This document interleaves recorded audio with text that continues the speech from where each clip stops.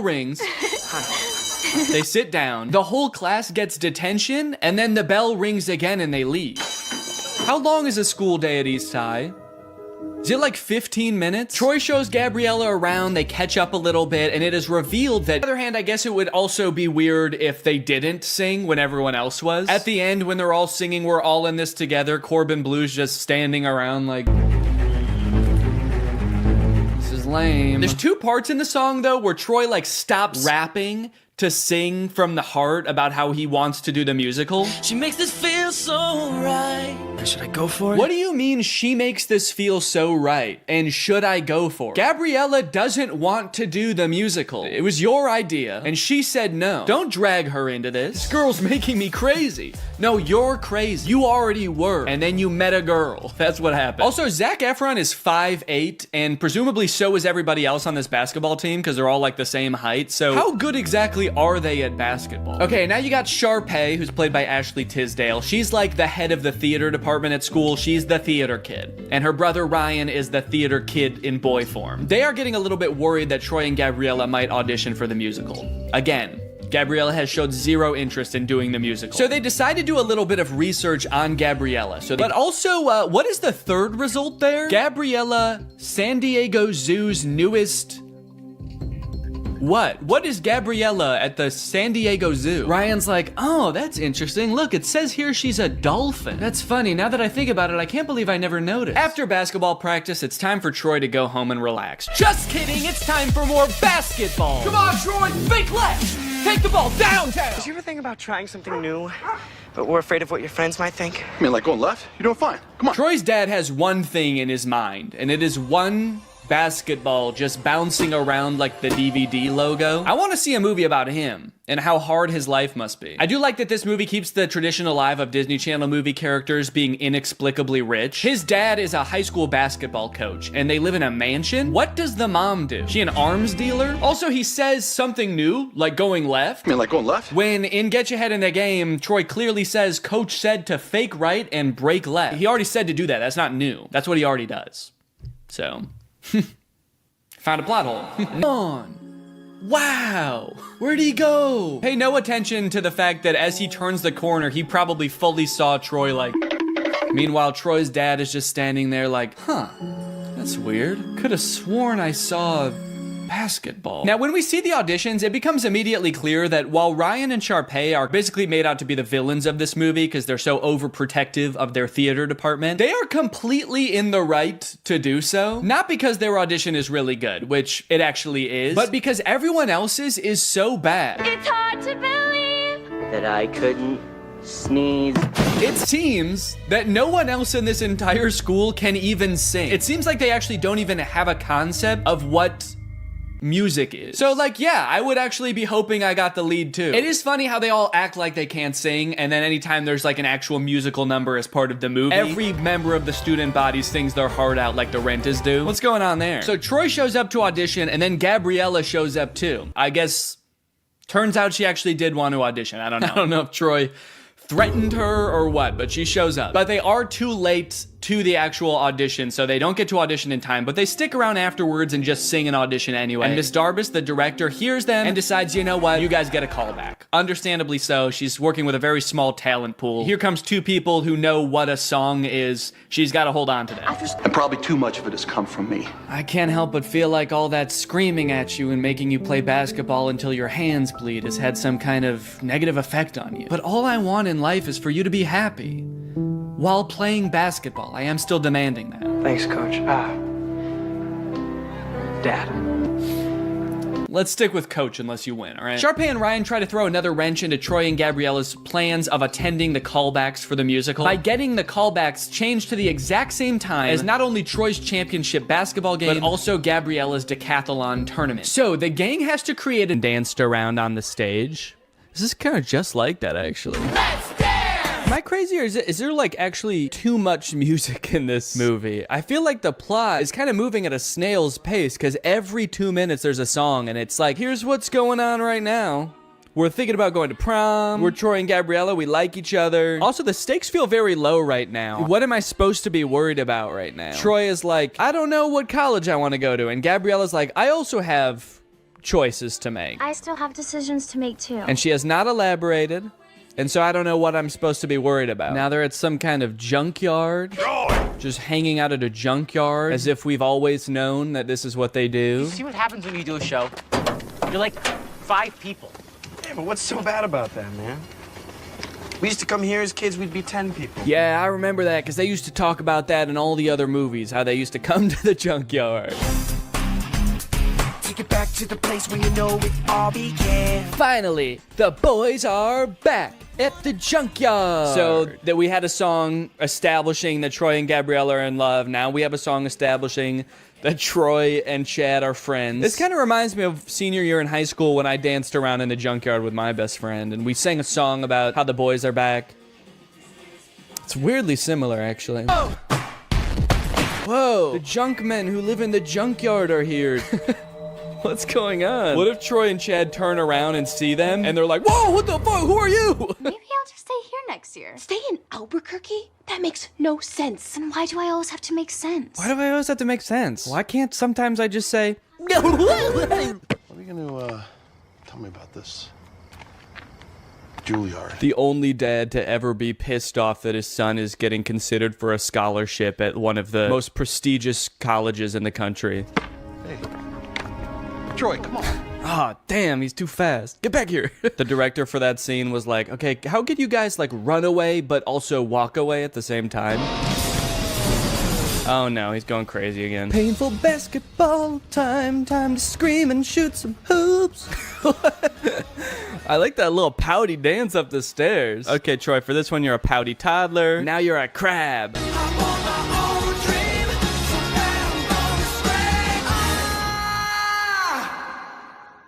Man, he wasn't kidding. He was really gonna scream. Well, now that he did it, I hope he can figure out what he's gonna do. Now that I got that out of my system, I'm for sure going back to U of A. I don't care about singing. Miss D, I know I'm not supposed to be here. Aren't you? Last one out turns off the lights.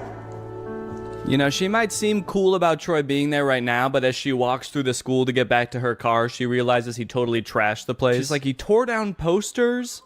He flipped an entire hallway upside down? How did he do this? I don't think I can do it, Troy. Uh-oh. Is that a Dr. Pepper in the background? That looks good. I've chosen basketball. But I've also chosen theater. The University of California, Berkeley. Okay. I'll be honest, I did not know that was an option. They made the Mr. Beast logo.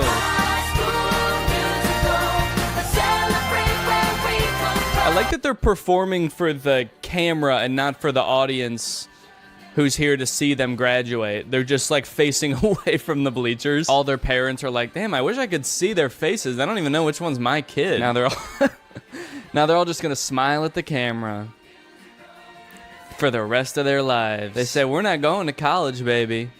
We're gonna stare at this camera forever. And that's it. That's High School Musical, baby. As far as endings go, I think they did a decent job with a nearly impossible task. It's a Disney Channel movie, so it's not like they can just like make everybody break up and go their separate ways at the end of the movie. That would be too sad, obviously. But they also can't make everybody just go to the same college and do the same thing, because that would be unrealistic. So it leaves the door open. My only issue is that in doing that, they kind of don't really provide any closure. Feels like they kind of just pushed Troy's decision of what he wants to do with his life further down the road. But if you are looking for some closure for Troy, I might have something that helps. I mentioned earlier that the character of Troy was inspired by one of the writer's real high school teammates. But when I read that for the first time on Wikipedia, I was surprised to find that that teammate has his own Wikipedia article. And that's because that classmate, Lynn Swan, went on to be a professional football player, playing for the Pittsburgh Steelers and winning the Super Bowl 4 times. This man is the real-life Troy Bolton, and that might be the least interesting thing about him. In fact, he might not even know. It really helped you in your game. All the things that ballet taught you, you applied that to the football field. Touchdown, Pittsburgh! Did you catch any flack from your teammates about taking ballet? I mean... Oh, always. It's a gift from the guys. But I'll always remember a Hall of Famer who rose to the occasion eeach time. A plie-making playmaker. But you're a playmaker. Did you ever think maybe I could be both? Who could defy gravity.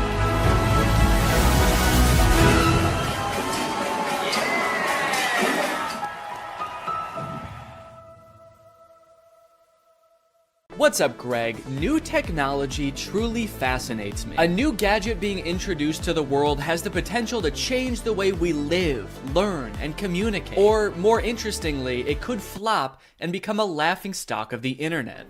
Which is why a few weeks ago, I was thrilled to discover the unveiling for a project called the Humane AI Pin. This might be the worst product presentation I've ever seen for one of the strangest products I've ever seen. Apparently, Humane AI is a new tech startup founded by two former Apple employees and current lovers, Imran Chowdhury and Bethany Bongiorno. Their mission is building innovative technology that feels familiar, natural, and human. Okay, first thing that's sticking out to me is that none of those words were useful. Also, do I really want my technology to feel more human? I've never wished my MacBook to be more fleshy. Also, Humane AI is such an unsettling name for a company. I'm sorry. You lost me right off the bat. I feel like the only times I ever even hear the word humane is when we're talking about like factory farming or something. Don't worry, dude. When this AI takes over, it is going to be super humane in the way it slaughters us. It will not violate the Geneva Convention, unlike other AIs, Siri. All right, let's go ahead and watch the product presentation and let's see if you think it's as weird as I do.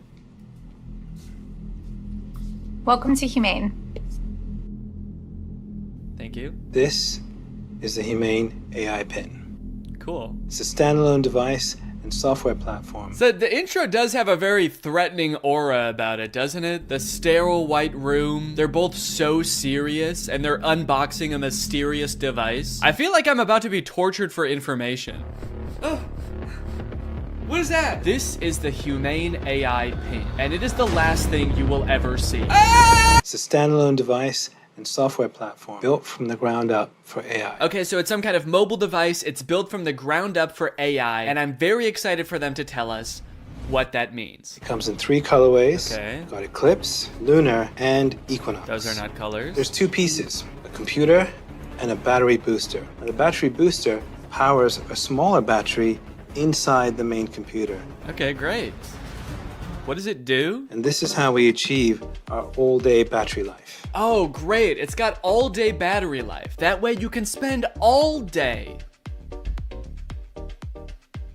There are no wake words, so it's not always listening or always recording. In fact, it doesn't do anything until you engage with it. Okay, thank God. So it doesn't record me. That's good to know. For a second, I was worried that it almost had one feature. Who is this for? What kind of person needs to hear about what colors a device comes in before they'd even consider hearing about what it actually does? Also, 2 of the colors are black.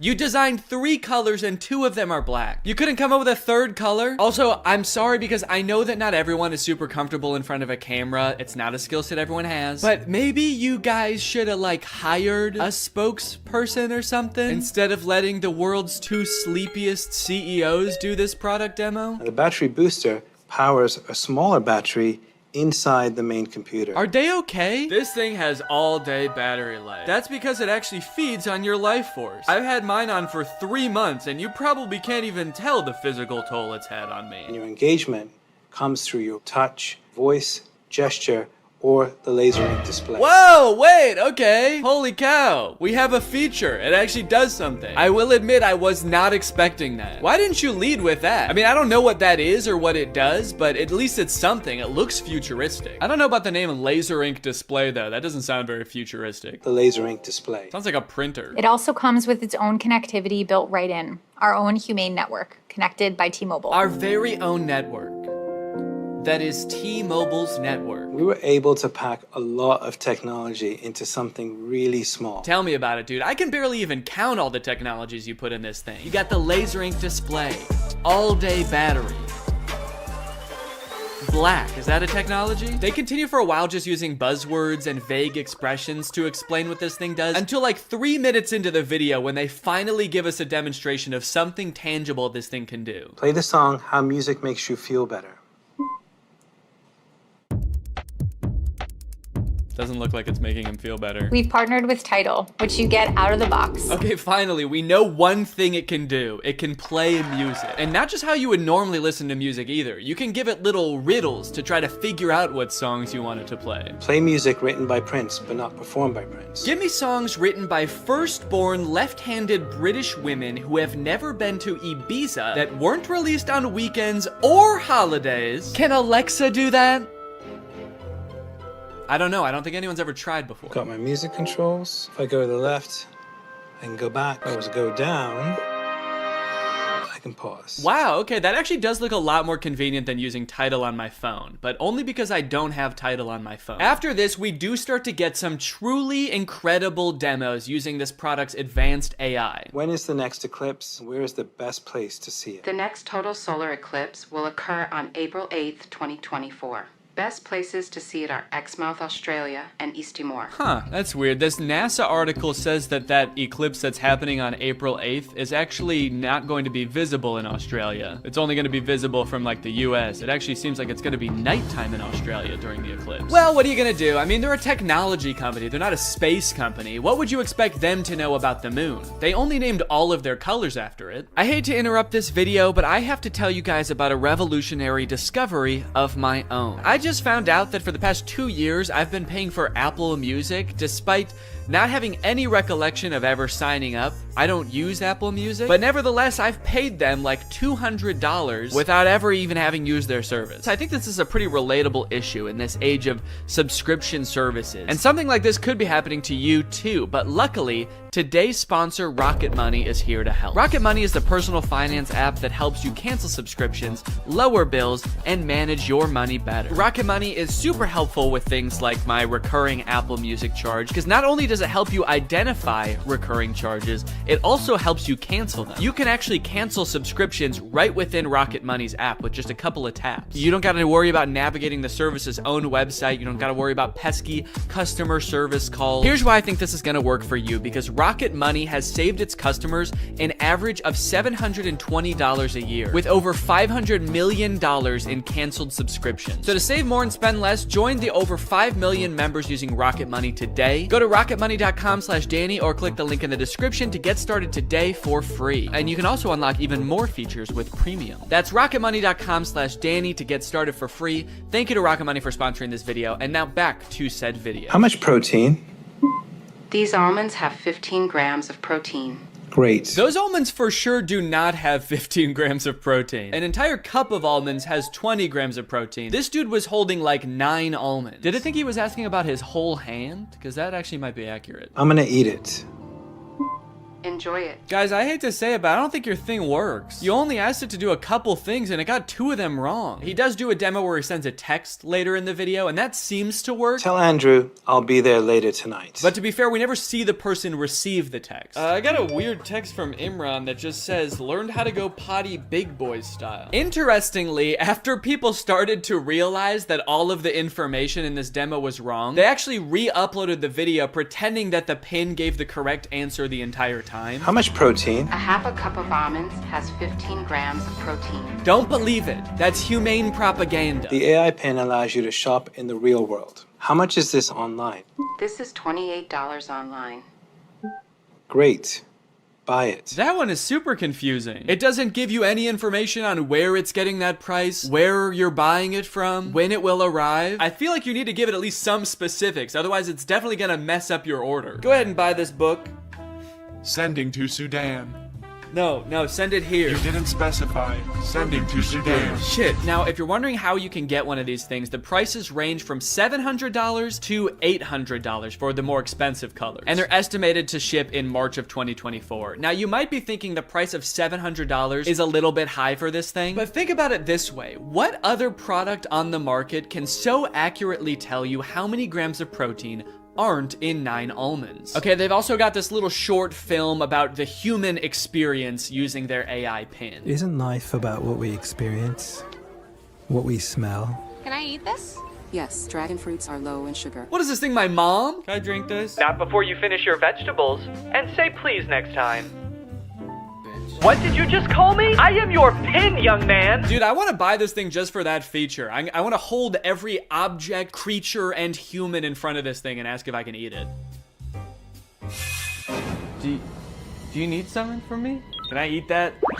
Analyzing. Oh, no, you can't eat me. I'm a person, so. High fat content detected. Rude. 1 gram of protein detected. That can't be right. Tiny balls detected. All right, what the hell? Enjoy it. Yes, yummy. Wait, stop. No, you cannot eat me. I'm a human. All right, man, who do you think I'm gonna trust? You or my $700 pin? Last time I checked, this pin doesn't have tiny balls. This thing tells me what to eat, when to eat. It even suggested this very fashionable outfit I'm wearing today. Is that why you're not wearing pants? They're in Sudan. What we hear. Hey, what should I get here? What is this interaction? Who are those people? Does he know them? Man, if he's in a different country where he doesn't speak the language, I would not trust that pin. Based on everything we've seen so far, who knows what it's saying to these people? What we see. Capture this. Dude, parents are gonna love that feature. Me walking around a park with my AI pin. Capture this, baby. Capture. Kidnap this child. So after watching all of this, I have 2 thoughts. The first being, maybe someday this will be like a revolutionary product that changes the way we all interact with each other. Maybe we're just seeing some hiccups now, but a few product generations down the line, this thing is really gonna take off. It'll be more refined. It will know where the moon is. But the second thing is, I have a lot of questions about this product. For one, how is this better than the phones we have now? More specifically, why can't all of the features of this thing just be built into one app in a phone? And what if you don't want to be talking to your chest every time you need to Google something or text someone? Well, this thing started to pick up some traction online, and eventually the founders ended up on CNBC, where the hosts seemed to have a lot of the same questions. Doing this right now is Imran Chowdhury. He's chairman and president of the company. And Bethany Bongiorno, she's the CEO. We're also very scared of them. That's why we've sat them as far away from us as we physically can. We actually ordered this giant table when we found out they were coming. I don't know if can we get the camera so people can see just what we're talking about in case? Imran, you can't see as much because it's black, so it blends in with your jacket. It's black. Imran's just sitting there like... It's Eclipse. It's privacy first, so it's not always recording. It's actually just doing things when you want it on demand. Is it doing something right now, or are you recording us? It's not. It's doing nothing right now. I get a little sense of pride when he says that. It's actually doing nothing right now. It's doing nothing right now. After years of research and millions of dollars spent, we finally designed a pin that does nothing. It's doing nothing right now. You might think that's a bad thing, but you've never met this AI. It's evil. Turn around, maybe you can get that on camera. Oh, yeah. I see your hand. Yes. Keep doing it. I see your hand. Can you see what's that? Yeah, what's that telling you? Oh God, dude, I do feel for him. I mean, these people are not like media trained, I feel like. They really should have hired a professional spokesperson, because I feel like they're just so out of their depth. He's got like the worst camera angle possible to show this thing off. His hand is shaking. Imagine a little alert pops up on the screen that's like, high heart rate detected. Is Squawkbox the name of this show? I'm not familiar with it. I never heard of this before. Or is this some kind of jab at their device? Formal Apple designers peddle their snake oil Squawkbox. You can use it however you want. Like what? What? Tell me something you would use that for. Okay, it sounds like this host is thinking the exact same thing as me. What is it? Tell me one thing. Then they just start like drilling them. They don't even let either of them finish answering their questions. They just like are bombarding them with reasonable questions about this device. That you've got in, stuff that you do just all the time. How would I know without seeing a screen? A user LED called. So that's what I want to ask you about. This is brutal, man. Let the poor guy speak. Just at least let him finish answering your questions, man. I mean, he's not actually gonna answer them. He's probably just gonna say AI over and over, but just let him finish his sentence. Sometimes I'll be at a meeting, right? And I'm sneaking under the desk to look at my email because that's, and I can't say, hey Siri, tell me my email. I mean, that's actually a really good point. The only way to interact with this device is to talk to it or to use this weird clunky laser jet display, which I don't even think you can type on. So if you want to text someone, you have to say it out loud, which just does not seem practical at all. So is this device gonna revolutionize technology as we know it? There's probably only one way to find out, and that's that I'm gonna have to buy it and review it when it comes out. So let me know if you guys want me to do that, and maybe I will. I hope you guys enjoyed this video. If you're new here and you're not subscribed yet, make sure you subscribe and turn on my notifications to join Greg. I'll see you guys next time. Bye-bye. After MGK released his song Emo Girl and then followed it up by appearing in a bunch of insane interviews with Megan Fox talking about their love life, I think we're pretty good on MGK for a while. We don't need any more music. We don't need any more public appearances. We're good. We don't need to know any more about MGK's personal life. And folks, I think MGK finally took notice and he listened. He said, all right, look guys, I get it. No more music, no more interviews. I'm gonna take some time and I'm going to release a stoner comedy movie instead. So he hunkered down and he wrote and directed this movie Good Morning, which currently has a 0% on Rotten Tomatoes. We got a good thing going here. 2 movies in a row with 0% on Rotten Tomatoes. What's the opposite of a Renaissance man? You know how people, when people can like act and sing and direct, like Donald Glover, people call him a Renaissance man. MGK is like a Dark Ages man. MGK is a medieval man. Also, sorry if I sound sick. Sorry. The moment this movie starts, MGK, aka his character London Clash, gets kind of a weird good morning text from his girlfriend Apple. Who's texting me?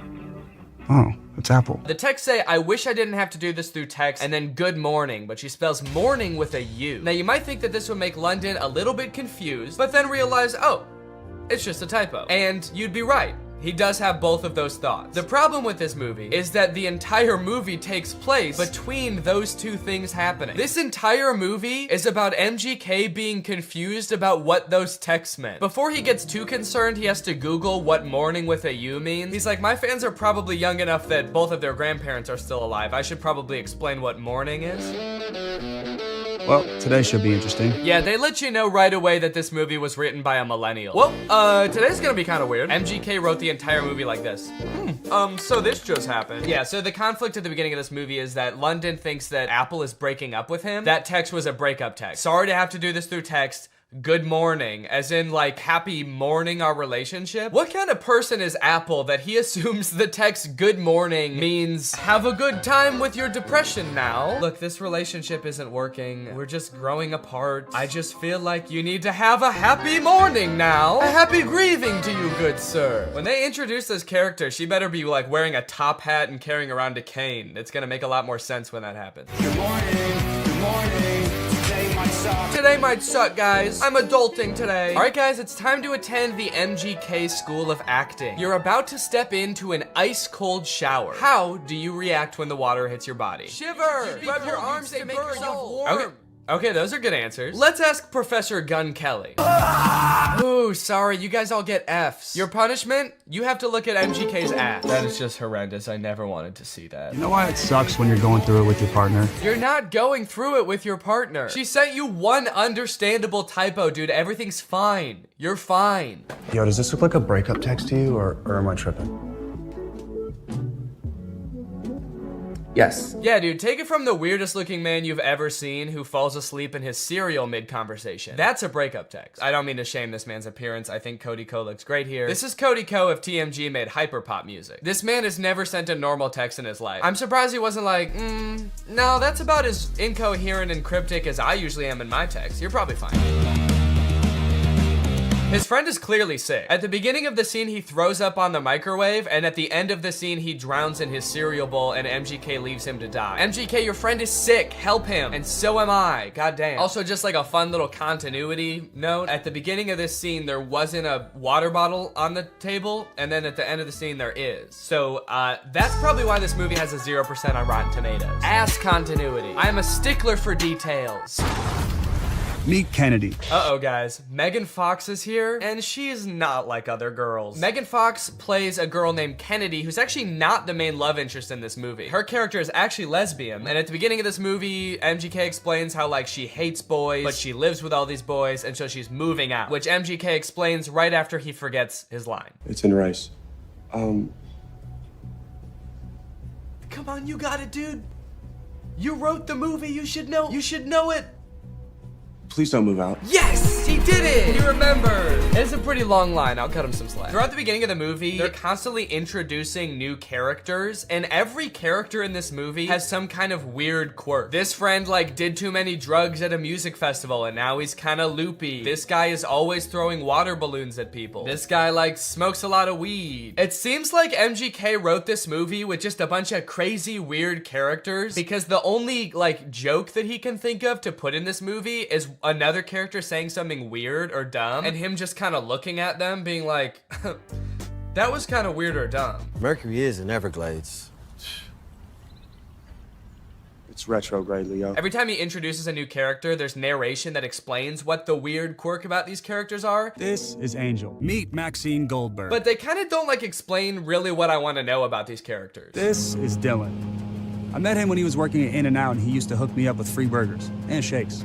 He's been my boy ever since. We don't care that he used to work at In-N-Out. That is so irrelevant. Please tell us why he's so sick. Why is he throwing up and passing out? That's more interesting. The reason that London Clash is so rich and cool that he lives in Rice Gum's house is that he is an actor. So throughout the movie, he's doing actor type things. Like, he films this self-audition tape. I don't really know what he's auditioning for. It kind of seems like he's auditioning for everything and also nothing all at once. Okay, this is my impersonation of Draco Malfoy looking for drugs.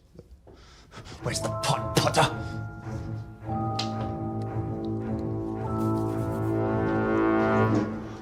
I don't like Draco very much. Honestly, this scene is pretty sad. I felt bad watching it. They don't explain what he's supposed to be auditioning for in this self-tape, but whatever it is, Jake Novak has a better chance of getting the role. I want to be the next SNL cast member. Now here's where the movie prevents the second conflict. That's right, this movie has two conflicts. The first is he gets that text with the typo, but the second is that today he has the biggest audition of his career. And no, it wasn't that self-tape audition. I guess they just kind of threw that in for goofs. He's auditioning to be the next Batman. I'm still waiting to hear from my agent about this Batman role. So, throughout the movie, London is faced with two equally important problems. The first, he has to prepare for the most life-changing, career-making audition of his life. And the second is that he's having a little bit of trouble getting a hold of his girlfriend. The stakes can't get much higher than this, folks. But Danny, can't he just prepare for the audition and then try to get a hold of his girlfriend later that day or tomorrow at the latest? No! They could be dead tomorrow, especially that one guy. He could die any second. They have to do both of them today. This movie kind of feels like a Lele Pons YouTube skit from like 2017, but instead of like 10 minutes long, it's an hour and a half long. From the sound effects to the uncomfortable silence between every spoken line in this movie. Why would you give me goat milk? I watched an interview. You said you like goat milk. I can't tell if they're using the awkward silence for like comedic effect to like really hammer home that like, these guys are kind of weird. Or if the silence is more just because nobody knows their lines very well. There's another option that they added in all these pauses in the movie because we're supposed to be laughing at the things that they're saying in the movie. So they added in nice little pauses for us to laugh. She left with the dude? A buff dude. And I don't think so. Honestly, I kind of feel like it was all the other advice on top of listening to that very inspirational, albeit non-hypnotizing recording every night that actually made the difference. At the end of the day, maybe I didn't need to get hypnotized to stop biting my nails. Maybe I had it in me all along, which is kind of inspirational and also makes me feel like shit in a way because then it's like, why didn't I just do this earlier? Regardless, I am still open to the possibility that I was in fact hypnotized. I feel like if I can get hypnotized by the stage hypnotist, then I'll know for sure what being hypnotized feels like, and then I'll know for sure if I was hypnotized back then too. Hypnosis is a state of focus without much awareness of peripheral noise. You're concentrated on one thing and the world kind of slips away. This is stage hypnotist Chris Jones. He's been on America's Got Talent. He's performed all over the world for over a decade. So if anyone's going to be able to hypnotize me, it better be this guy. Also, the GoPro on my head died the second we started getting hypnotized, so don't get your hopes up for any shots from this camera. All right, fine, you can have this one, but that's it. Chris suggested that this would be a lot more fun with a group, so I got some friends together and we all sat down for a night of hypnotism. I want to know your opinions, and don't worry about hurting my feelings at all. I want to know if you think hypnosis is real, shenanigans, you need more evidence. Yeah, I believe it's real. I'm definitely I don't like saying this in front of you, like a harder wall for myself, because I feel like that's a challenge and that makes me like kind of uncomfortable. Yeah, I would say I think it is probably real sometimes. I think in general I'm pretty skeptical of like supernatural stuff, but I don't know, I really do kind of believe hypnotism. I really want to be hypnotized, but I feel like maybe it won't work on me. But I hope it does. Before we got started, Chris allowed some time for us to ask him questions about what was about to happen. Like whether all of us would get hypnotized or just some of us. I've done this in 50 states and 10 countries. I can hypnotize 25% of any given audience. So 1 or 2 people are gonna get hypnotized today. And it might be the camera person. I don't know. I really, honest to goodness, don't know. We also asked if he could tell if someone was really hypnotized or just faking it. When your head is up, we can tell. People hypnotized look like they've had a few drinks, or they're gonna look like they've been riding a car with Scooby-Doo and Willie Nelson for a couple hours. They're gonna look real relaxed, okay? For a second I was like, so like they look like Scrappy? We also noted that Brian seemed to be the one who believed in hypnosis the most, and he was also maybe the most nervous about what was going to happen. Well, what are you gonna do to me? That's a good other question. Like, what are you gonna do to me if I get hypnotized? Honest to goodness, I don't know. I'm gonna put my hand over all of you and tell you who I think is most likely to get hypnotized. I'm pointing in the direction of the person who I think is most likely to get hypnotized. Now, you won't see the induction often on TV or podcast or even movies, because this next part, if you watch it in its entirety, it could hypnotize people. So they're gonna cut it up a little bit so folks at home don't get hypnotized while driving a car. So you put your hands together for me like this. The induction lasted a few minutes, and just like the hypnotherapy, it seemed to involve getting us really relaxed. So there's different strategies getting someone hypnotized. I have you focus on my voice and your breathing. So take a gentle breath in. And it seemed to rely really heavily on using our imagination. Like he had us imagine that our fingers were pulling together with magnets. And you can whisper the words to yourself or out loud. The word is magnets. 1, 2, 3, magnets. And then I see who's the best candidate. The best personality. People have a great imagination. Imagine I put a 10-pound brick into that empty palm. So your palm just starts to get more heavy. And then I make them drop and sleep all the way down, every muscle and every nerve. Allow your eyes to open. Breath in, slowly, gently, 1, 2, and 3, eyes open. Yes, so we understand. You can see like a before and after, and you see their faces getting a little bit of that drunky or like stony look to them. Brian, of course, yeah. What's happening? What are you feeling? Tell us your wife, because you are a great candidate for hypnosis. I can totally tell. You are there. Danny's there as well. I just want you all to interact in a moment, but what are you feeling right now? I'm just hanging out with the crew. Is there anything that he could do or wouldn't do that'd be like, holy cannoli, this, my husband, my partner for life, is in a different headspace? Jeez. I don't know. I was hoping this wasn't going to happen. I wouldn't be put on a spot like this. I don't know. What would you not do?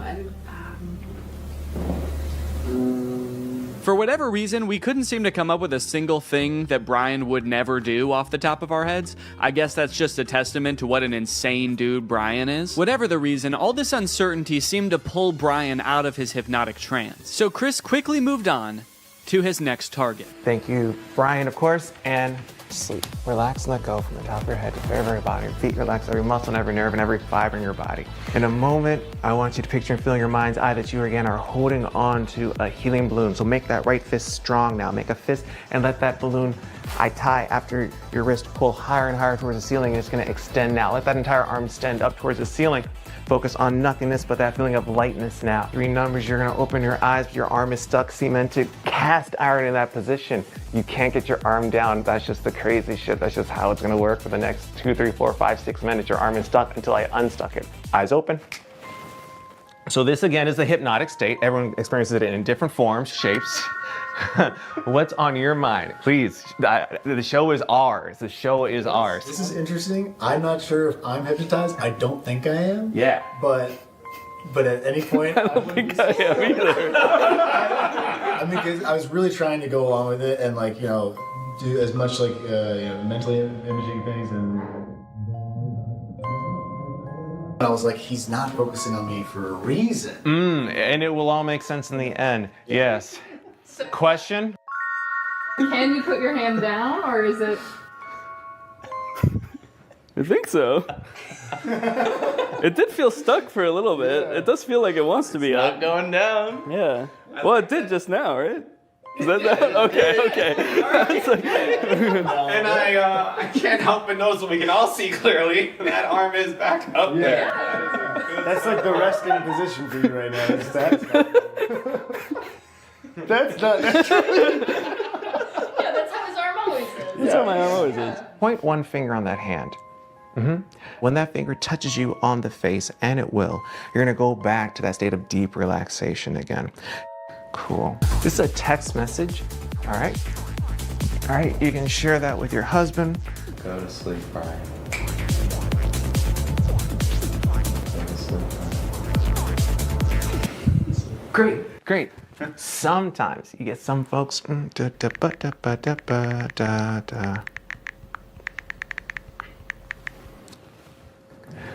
3, 2, 1. Danny, wide awake. Hey, your homeboy has a text for you. You can just read that. Go to sleep, Danny. I will go to sleep. Okay, clearly the dynamic changed here a little bit, and I'm still not exactly sure what happened, but somehow both Brian and I got snapped out of whatever might have been going on. But just when I feel bad, I heard you guys all leave. That's fine. I didn't know if I was supposed to stay asleep or what. So even though it wore off pretty quickly, I think we can all agree by the look on my face, I was in some different kind of mental state, at least for a little bit there. So is hypnotism real? Maybe so. What does it feel like? Well, just ask Danny from right after the hypnotist left. I'm curious, did it seem like I was hypnotized? Yes. Okay. A little bit. Because I feel like I don't really think I was. Really? Naturally, what followed was about 20 minutes of the rest of the group trying to convince me that I was in fact hypnotized. Physically, I was shocked with how much you guys collapsed. You two did definitely have like a very glassy. It almost feels like I'm gaslighting you about you being hypnotized. Like for somebody to come up and be like, sleep, and then you collapse is like such a suggestible state that is not your own. Am I just a little bitch that'll do anything anyone tells me? I can't believe it, but I genuinely didn't realize I was hypnotized until the next day when I watched the footage and realized how out of it I was. Okay.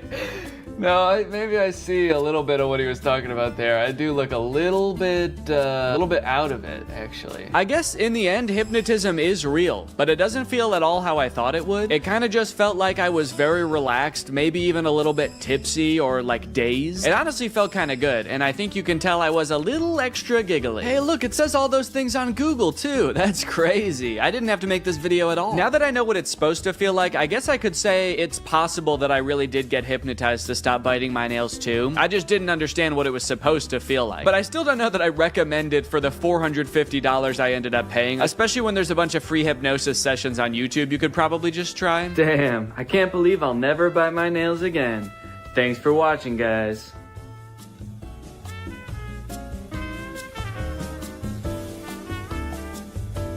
What's up, Greg, and welcome back to another episode of Please Stop Trying to Give Birth at Disneyland.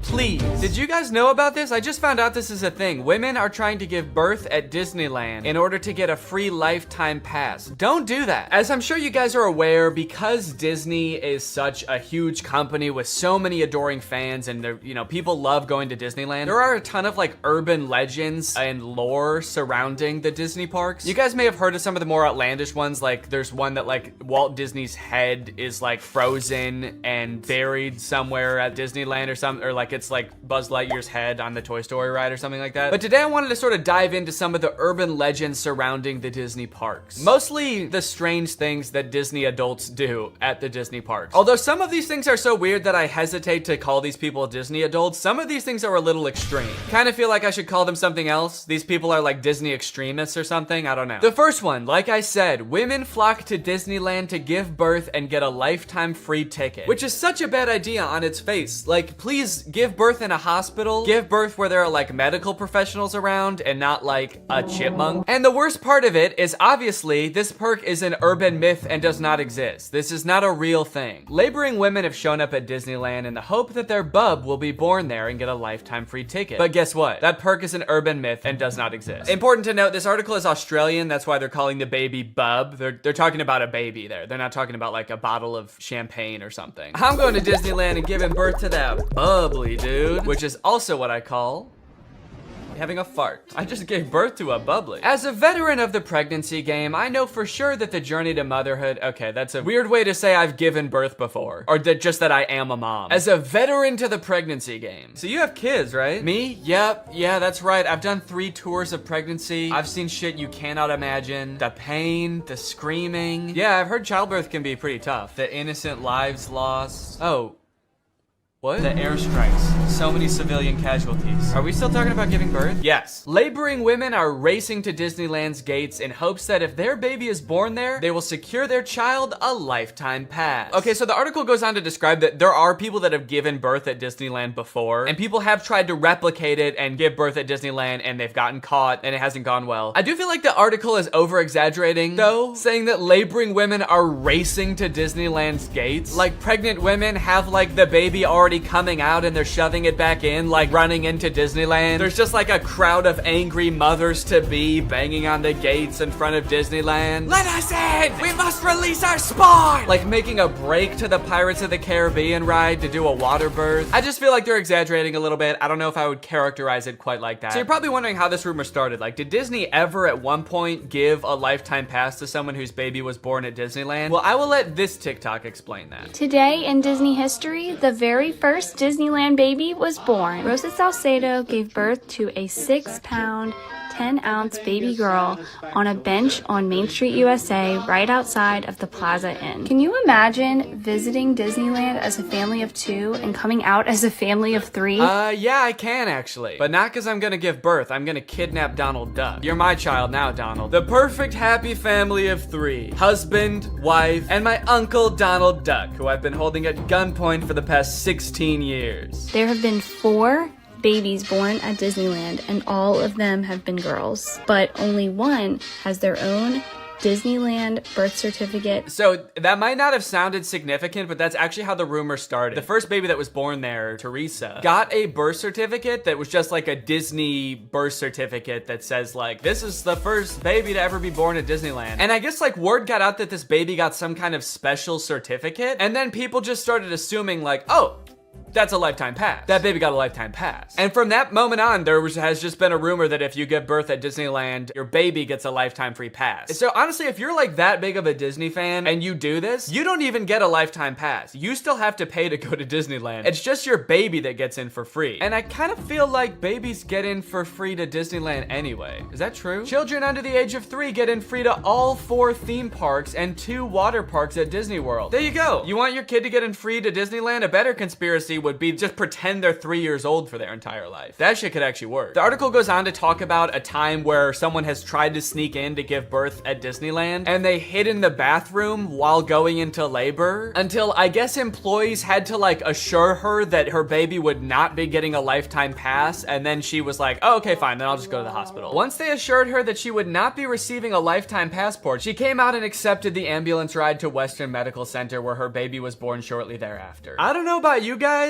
but it kind of sounds like she failed the test. If you know anything about Disneyland, you know how well the cast members there, all of the employees, all the staff, all the people in costumes are trained to like respond to every circumstance. It sounds like you just entered the giving birth at Disneyland experience, and honestly, you didn't make it to the end where you get the prize. It also says that this discussion board, The Laughing Place, has some hilarious forum chats about this topic. So I guess other people have been like sharing stories about this happening on this forum, but when I clicked on it, it turns out that it doesn't exist anymore. Which kind of sucks because I wanted to find out more times that this has happened, but honestly, it is probably for the best. Kind of sounds like they were talking about some pretty sick shit in there. You think you're gonna go to a Disney forum and see people talking about like, my favorite movie's Coco, but instead you see people talking about like, I'm gonna give birth inside of Pluto's house. I'm gonna go to Disneyland and get fucked by Goofy, and then Goofy's gonna be the father of my child, and I'm gonna give birth on It's a Small World. And I'm gonna make Elmer Fudd cut the umbilical cord. Is Elmer Fudd a Disney character? I actually don't think he is. But he's gonna be there anyway. And then me and my freak mutant, half goofy, half human child will both get lifetime passes. Free pass for life for my little freak. Passes or not, being born in Disneyland is a pretty cool claim. Yeah, I mean, I guess so. The way this is written, it kind of makes it sound like, so you might not get a free pass, but I don't know, it's worth a shot. You might want to do it anyway, just for shits. I've actually found a little bit of discussion about this on TikTok as well. Quick question, what's stopping me from giving birth in Disney World? Like in the Magic Kingdom, on a ride, in the Epcot ball? I think this TikTok in particular is a joke, but the comments under this TikTok are actually very interesting. I went into labor at Disney. They were not cool about it. And people like responded asking her to elaborate, and she goes on to detail her experience going into labor at Disney. And from her experience, it kind of sounds like the second anybody starts going into labor at Disney now because of this conspiracy, the entire staff immediately flips and like makes it their top priority to get you out of the park and like to a hospital to give birth. And I guess that sometimes they can be so rushed trying to get you out of the park that it comes off as rude, but obviously they're just like concerned for your health. They also don't want this rumor escalating of like people giving birth getting a free pass. And also it's just like people in sweaty mascot costumes trying to not deliver a baby because that's not their job. So sometimes I guess it comes off as rude. But the funny thing is, from this woman's entire explanation, it sounds like she didn't even know that this urban legend was a thing. So in her head, I guess she just like broke some unspoken rule at Disneyland that she had no idea about and made the entire staff of the happiest place on earth turn on her in an instant, which is so funny to me. Hello there, what can I get for you? Yeah, can I just get a medium root beer, please? Oh, great. Oh, great, another guy here to put his balls in the root beer. What? Hey everybody, this guy right here is about to pull out his big fat balls in front of everyone, in front of a bunch of children, and put his balls in a glass of root beer. Why would I do that? Don't play dumb. I'm not playing dumb. I am dumb in this situation. You've clearly heard that if you put your stupid fat balls— why do you keep calling them fat— in the root beer at Disneyland, you get to spend the night with Minnie Mouse. Oh, what the fuck? No, I just wanted some root beer. Is that true? No, it's an urban legend. But no matter how many times we tell people it's not true, we still get perverts like you coming to Disneyland, ordering root beer just so they can put their stupid— don't call them fat— balls in it! Oh, come on, man, don't cry. I already am. Why do you still sell root beer if this keeps happening? Because if you shit in the root beer, you actually do get a free fast pass for Space Mountain. Okay, I don't want to put my balls in root beer, and I definitely don't want to shit in the root beer, okay? I legitimately just want to drink some root beer. Oh. Sorry, my bad, man. I didn't know. Okay, well, that's literally what I asked for, so here you go. Ah, what the fuck is that? It's Walt Disney's head. You said the secret code, so here's his head. No, root beer. What? I wanted root beer. I wanted to drink root beer. So no head? No. Overall, pretty disappointing that anyone actually believed this in the first place. In what world would Disney want to foster an environment where mothers are coming into their park, their theme park, to try to give birth? Especially if they're not like billing it back to the person that gave birth and being like, okay, here's your hospital bill, and because it's Disney, it was $1 million.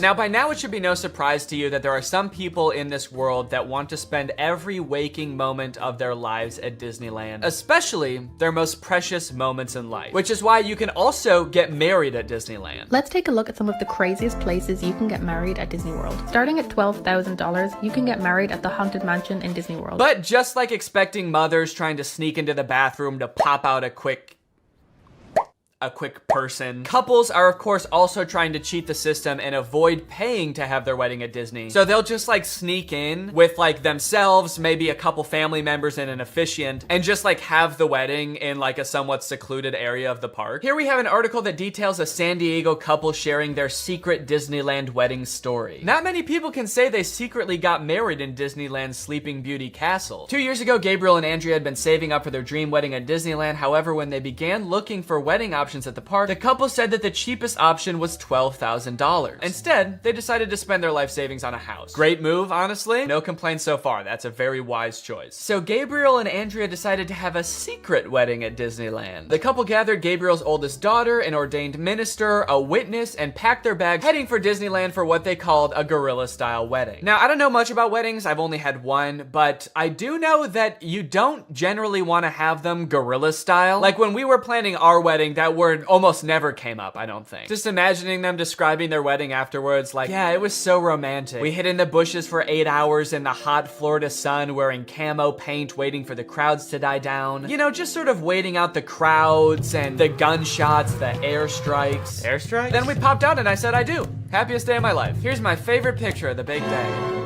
Now buckle up, because this next urban legend is about to get nasty. Quite literally, this is disgusting. Like I said, the most devoted Disney fans would probably spend forever at Disney if they could, but maybe they can. For years and years, the Haunted Mansion has been the home to an endless supply of Disney myths and legends. But the attraction's most prevalent and persistent rumor is that guests regularly spread the remains of their friends and family inside the ride. This can't be true though, right? It is 100% true. Yes, that is right, and I don't want to bash anybody's final wishes. I know that that's a very personal thing, but spreading human remains in a public place that people are like walking around and touching? Please don't do that. Or you know what, I should say, you know, because I feel bad for people who are just trying to honor their dead relatives' wishes or whatever. If you're alive still and you're watching this video and that's gonna be in your will, please take it out. Don't make people do that on your behalf. Honestly, I am a little relieved that people are sticking to like spreading ashes at least, because there are a lot of different ways to dispose of a body. It was actually my grandpa's greatest wish to be laid to rest at Disney. Oh, that's sweet. You're gonna scatter his ashes around at the park? Not exactly. The Haunted Mansion probably has so much human ashes in it, it's not even funny, said one Disneyland custodian. Blah! That is the nastiest thing. Oh my God. Don't do that. Do not do that.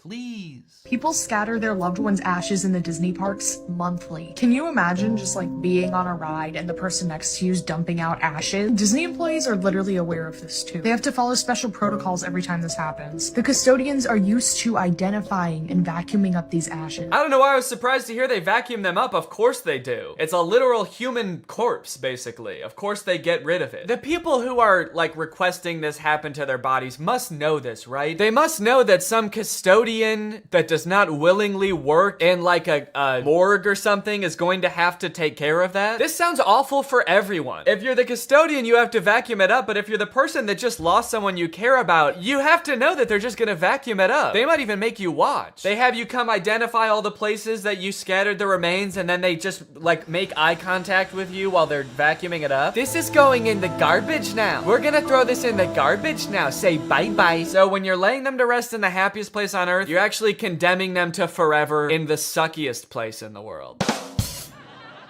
Yes, that is a very funny joke. And people will put them anywhere too. Like flower beds, bushes, the lawn at Magic Kingdom, outside the park gates. Outside the park gates? They'll put this shit anywhere too, you know, outside the park gates, on the highway on the way home, the McDonald's across the street, Universal Studios, shit anywhere. It doesn't really matter. I feel so bad for the employees that have to deal with this, honestly. That would be so scary. Honestly, even as a patron, you know, I honestly like going to Disneyland every once in a while. I think it's pretty fun. But next time I go, I am going to be terrified that I'm like touching human remains at all times. Especially now knowing that they put them everywhere. I'm gonna be eating a turkey leg and wondering like, is this actually some guy's leg? They're most frequently dispersed around the Haunted Mansion, which is kind of perfect if you ask me. Okay, this girl's actually a little bit too into it. But now this whole ashes thing, which is not really an urban legend, is actually true, has actually spawned urban legends out of it, as you can see here. Have you heard of the legend of the crying boy at the Haunted Mansion in Disneyland. The story goes a mother spread her son's ashes without permission from Disneyland, and you can see him crying as you're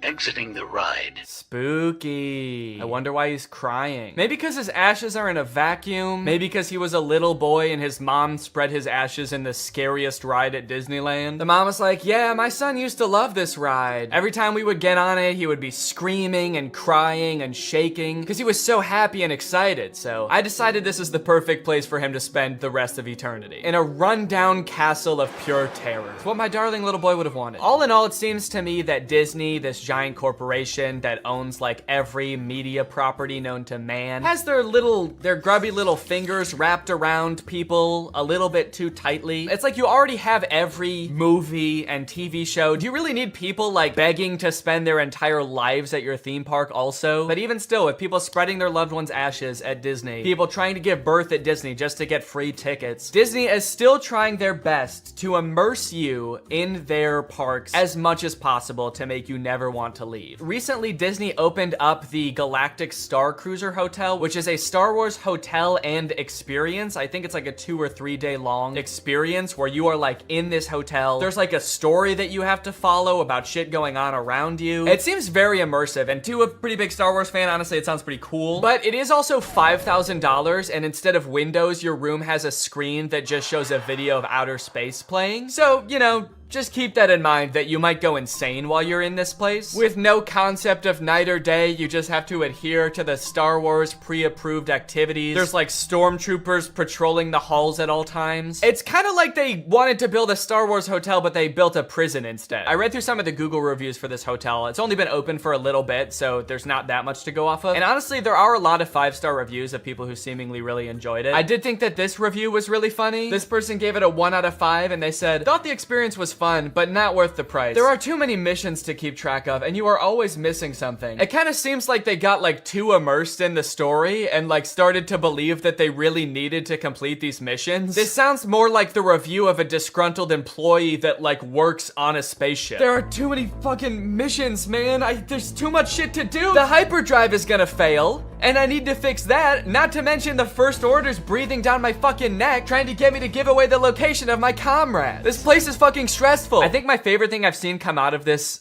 Star Wars hotel is this apparently now deleted ad for the experience that says, strike unlikely alliances in your very own Star Wars story. Apparently when you come in, you can decide if you want to be like on the good side or the bad side. So this, holy shit, this place is metal, dude. This goes hard. It's crazy to me that you actually can choose to be on the side of like the evil intergalactic fascists, basically. You and your preteen daughter can don First Order uniforms and betray one of your favorite character's trusts, Chewbacca, giving away his location and leading the First Order directly to him, who will take him away to be tortured and then eventually executed. It might be a little too immersive. It might be. We're gonna start hearing people come back and you're gonna be like, how was your trip? You went to the Star Wars hotel, right? And they'll be like, the guilt over my actions will haunt me forever.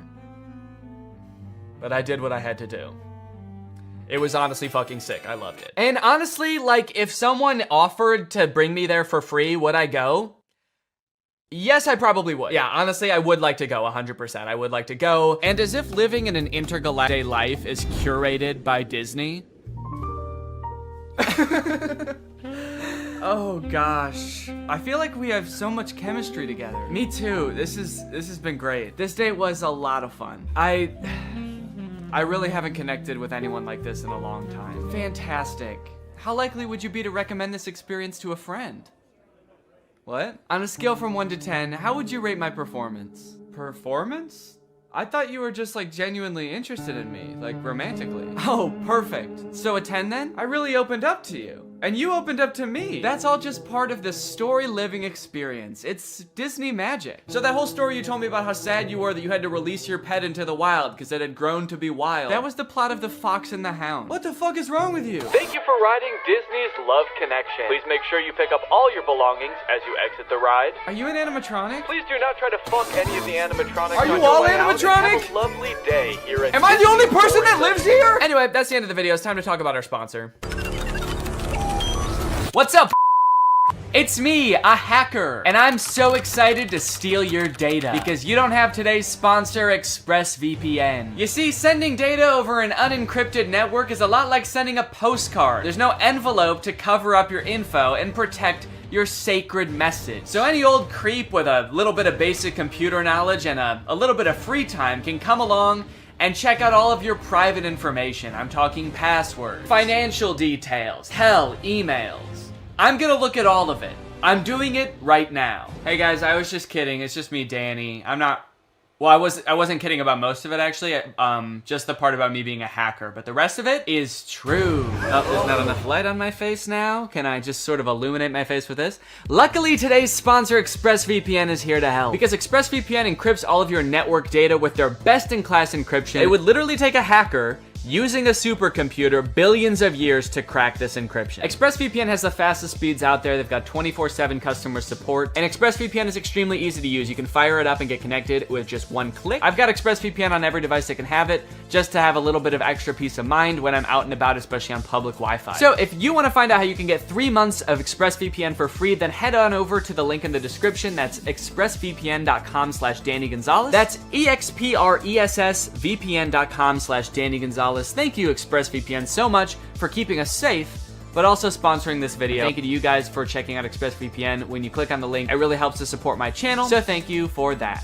All right, thank you guys for watching this video. I hope you enjoyed it. If you're new here and you're not subscribed yet, make sure you subscribe and turn on my notifications to join Greg. Greg is what I call my army here on YouTube. We are a ruthless army whose violence and terror knows no bounds. Please subscribe and turn on my notifications to join, and I will see you next time. Bye-bye. To the average person, it might look like I'm about to commit shoplifting as I place item after item into my shopping cart and then leave without checking out, scanning my items, or talking to anyone. But I'm not shoplifting. I'm using technology. You see, this is a new type of store that uses sensors, cameras, and AI to track me through the aisles, adding every item that I pick up to a virtual cart. And the moment I exit the store, it charges my account. It's an incredible new technology created by Amazon called Just Walk Out, and it's in dozens of Amazon Fresh grocery stores, just like this one.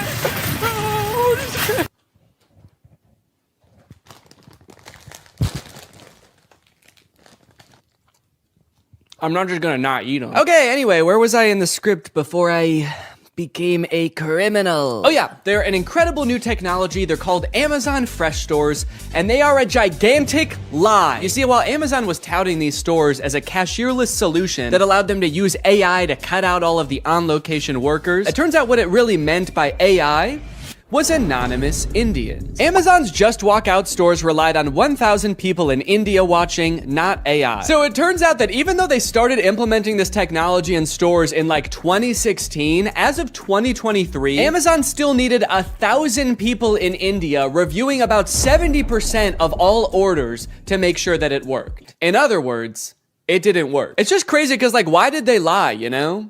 They didn't have to implement this technology into stores. I don't think anyone was asking for this. And yet, I feel like this kind of thing has been happening a lot lately. Tech companies have been taking some big swings and some even bigger misses. Like so big that in this baseball metaphor, the pitcher's throwing it right down the middle and the batter is in the stands just bashing some fan's head in. And that's why I've gathered you here today at Greg Tech's 2024 Developers Conference, where I will be testing some of the year's greatest tech flops. Starting with the Humane AI pin. I did a video on the AI pin when it was announced months ago as this sort of AI-powered phone replacing device that you wear on your shirt. And look, personally, I'm all for rethinking the form factor of the smartphone to make it less distracting while still maintaining all of the functionality, but unfortunately, the AI pin did the opposite of both of those things. In the demos on their own product announcement, it was screwing up hard. It was messing up facts. It also seemed super difficult to use. And it seemed like they were being intentionally vague about what the thing even did in the first place. It's a standalone device and software platform. It seemed like the type of thing that literally only a sucker could buy. But that turned out not to be true because I bought one. I ordered this thing in like February and then didn't hear from them for a few months until April, when I got an email alerting me that it was time to set up my account. And boy, was I excited. So I'm gonna be honest, I kind of forgot that I bought this. But now my AI pin is ready to be personalized, apparently. Before we can ship you your AI pin, you will need to complete a few quick steps. So I have to set it up before they're even gonna send it to me? Kind of feels like they're calling my bluff. You don't really want this thing. How committed are you to the AI pin? Will you set it up before we even ship it to you? You probably won't configure your Humane subscription, set up your AI pin passcode, and add contacts. And honestly, I don't really want to do those things, but I guess they're not going to send it to me unless I do. It's time to set up your AI pin. There comes a time in every young man's life where he has to set up his AI pin. It's a rite of passage. Oh, that's fun. Woo! Is this it? Am I setting it up? Get a little over here, a little over here. It turns out that in addition to the $700 I spent on this thing, I also had to pay $24 a month to access features like the wireless network, cloud storage, and AI services, which in layman's terms are all of the things that the pin does. Luckily, the first 3 months of this service are free, so I probably will never have to actually pay for it. Set up your passcode. Okay, could you guys not look? I'm about to type in my secure passcode. Okay. Your passcode is easy to guess. Consider setting a more secure passcode. Yeah, but could it be so simple that it's actually, you would never guess it? All right, I'll change it.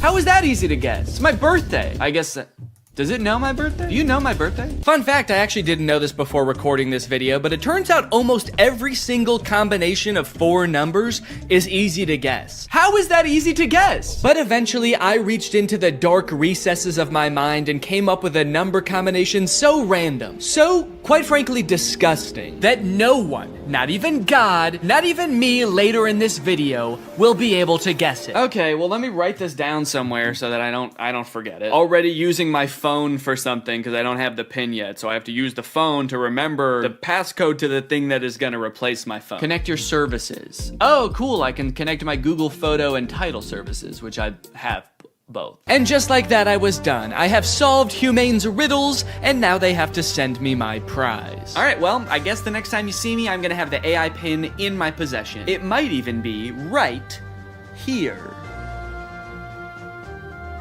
Okay, we'll see if I remember to do that transition. I don't remember the transition I was gonna do, so don't ask. At first I was pretty surprised by how big the box was. I thought that I had just ordered a little tiny pin, but I guess it comes with a bunch of accessories, like a sticker that just says Humane. Cool! But you guys don't care about all that. You guys just wanna see the pin. And my God, she was beautiful. Oh shit. Okay, that's my bad. No, I thought that it was gonna be attached in there more securely. Come on, Danny, you dunce! But a dunce who was about to become half dunce and half machine. Oh! In order to start using the pin, I had to unlock it with my passcode, which was explained to me via the laser ink display and an extremely coherent AI voice. To enter your pass, tap the touchpad, push, and then pull your hand out to get started. Then raise it if you don't see the laser ink display. Okay, this is kind of crazy though. Look at it. Look at this. This is like the weirdest way to type in a number ever. I'm gonna do my passcode now. Wrong.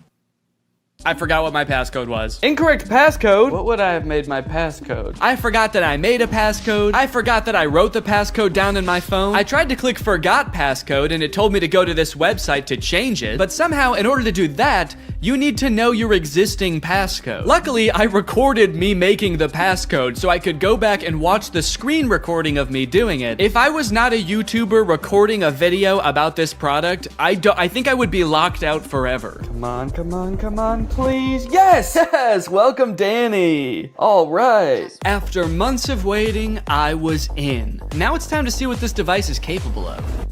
What is my name? Your name is not currently known. Please provide it if you would like it to be remembered. Actually, what's a cool kind of techno cyber sounding name that you could call me instead? Creating name. How about Neon Vortex? Yeah, call me that. Noting your name as Neon Vortex. I know I might have seemed all cheery and excited about this name on the surface, but the truth is, it destroyed me. I have never heard a name before that not only sounded so cool, but also embodied everything I wished I was. Suave, confident, futuristic, he was everything. everything I could never be. Neon Vortex. This is the home screen. I'm all caught up, whatever that means. Nothing to report here, man, don't worry. You've got nothing to worry about. Your AI pin needs to cool down for a few minutes.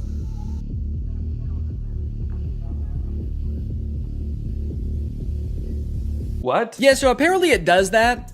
Like a lot. If you use the display for more than 10 minutes, or the pin is in close proximity to a heat source, such as, I don't know, the human body, then it'll shut itself down so it can cool down for a few minutes. But hey, man, that's fine with me, you know, that just gives me more time to think. To think about him. The next day, I decided to put the pin's basic phone functionality to the test. Things like calling, texting, navigation. Since this thing is essentially supposed to replace your phone, it should be pretty convenient to do all this stuff on the pin. It should be. The weird thing is it seems like you can't make any changes to the pin on the pin itself for some reason. So if you want to change any settings or add contacts, which I needed to do to test this as a phone, you have to use Humane's web portal on an inferior device like a computer or a phone. Gross! Not a great start for the pin, but now that I have done that, I should hopefully never ever have to use one of those ancient relics again. It's just one flashing green speck over here. I guess the laser ink display is already kind of messed up. Probably not a good sign for this technology, but you know what? This is a new thing, this whole laser ink display, so I will, whoa. Cowboy Carter, time to strike a match. What am I playing? Beyonce? And Dolly Parton. Don't know how I started playing that. Guess that's just a feature. If you make just the right gesture, it'll start playing the newest Beyonce song that exists. All right, let's start off by trying a phone call on this thing. I'm gonna try to call my wife Laura to tell her that I miss her. Call my wife. I'm sorry, I couldn't find a contact for my wife. Okay, fair enough. It doesn't know who my wife is, so I'll just tell it. If I tell you who my wife is, will you remember? Your AI pin can remember who your wife is if you provide the information. Excellent. So I told it, my wife's name is Laura. Please remember this. It's very important to me. Updating memory, noting that your wife is Laura. I wish people said that every time you told them something important. Updating memory. Yo, what's up, dude? My name's Paul. Updating memory, analyzing Paul. Great, so now we're both on the same page. My wife is Laura, and I want to call my wife. So now it will call Laura, right? Call my wife. Multiple matching contacts. Which one do you mean? Laura Fuexlow or Claire? What? Claire? The girl I went to college with. Unfortunately, I did have to go back onto my computer to figure this out. And amongst all the data stored within my portal, like my name being Neon Vortex and the tunes I've been rocking out to lately, was the answer. My wife's name, according to the pin, was Lore. It thinks my wife's name is Lore. No, that's simply not correct. So I went ahead and fixed it in the portal, you know, that's what the portal's there for. So I fixed it, I changed it, and now it's gonna work. Call my wife. There are multiple matching contacts. Which one do you mean? Oh my god. Call Laura Fuchel. I'm sorry, I couldn't find a contact for Laura Fuexlow. How? Okay, so at this point, I don't know what was wrong. It was just like straight up forgetting which contacts it had. It said it couldn't call Laura because it didn't have her contact. Then it said it couldn't call Eddie because it didn't have his contact. Call Eddie Burback. I'm sorry, I couldn't find a contact for Eddie Burback. Why not? And you might think, Danny, maybe there was an error transferring the contacts. Maybe it really doesn't have these contacts. But I know it had Eddie's contact, and do you know how I know? Because it could text Eddie. Can you text Eddie Burback? What do you want the message to say? Okay, all right. Still not sure if this is gonna work, but finally, thank God, it's letting me do something. Hey, Eddie, it's your... Is it... Cowboy Carter, time to strike a match. No, I'm not trying to play Cowboy Carter. Oh god, now it's playing Metro Boomin. Stop. Anyway, eventually I sent the text to Eddie. It worked. I didn't have any way to know it worked because there's no screen on this device. You can't see what the message you sent said or anything. So I guess you just gotta hope and pray it goes through and accurately transcribes what you said to it, which frankly I am not confident in after the whole lore debacle. Okay. Eddie just texted my actual phone and said, I know you made a video on the pin and I'm positive this is you, but it still feels like a scam, LMAO. I'm too scared to text back to a random number claiming to be my friend. Regardless of scaring my friend, the text went through. This was a huge confident boost. Time to try calling my wife again. Call Laura.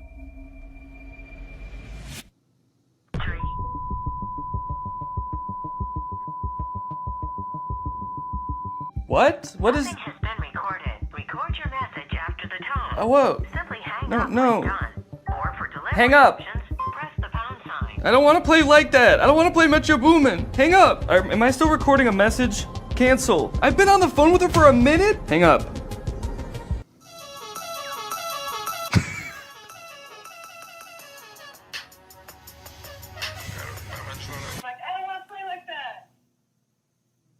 It was some man being like, I don't want to play like that? I don't want to play like that. I don't want to play with your boom. Hang up.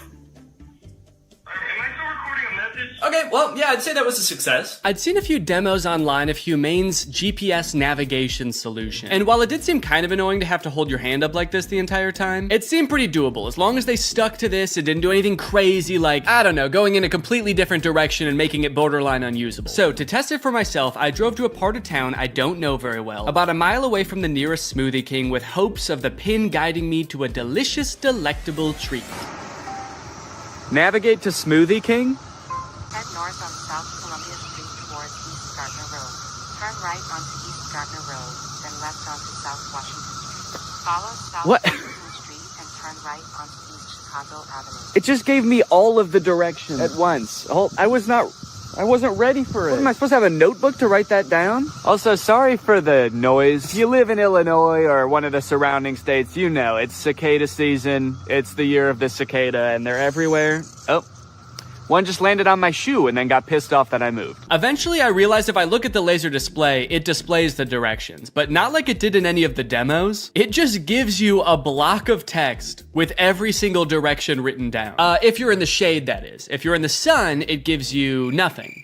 Can't see anything. I was very confused by this and thought surely this could not be right. What happened to all those demos? So just to be sure I wasn't missing something, I asked it again, and this time I got an even stranger response. Directions to Smoothie King. For accurate and up-to-date directions, consider using a map service like Google Maps or a GPS navigation. What? Can you give me step-by-step walking instructions to the Smoothie King? For step-by-step walking directions, it's best to use a navigation app like Google Maps for the most accurate and up-to-date route. I thought you had navigation instructions. What? So now not only was it forgetting things that it could do in the demo, it was also forgetting that it just moments earlier had given me step-by-step instructions. This thing was regressing at a rapid rate, and if I ever wanted to get to Smoothie King, I was just gonna have to use the directions on my hand and go. Okay, well, I guess I'm just gonna use those written out directions, which start with head south on this road, Columbia Street, and I actually don't know which way is south, so I guess I just have to use the sun to try to figure that out. So the sun is directly overhead.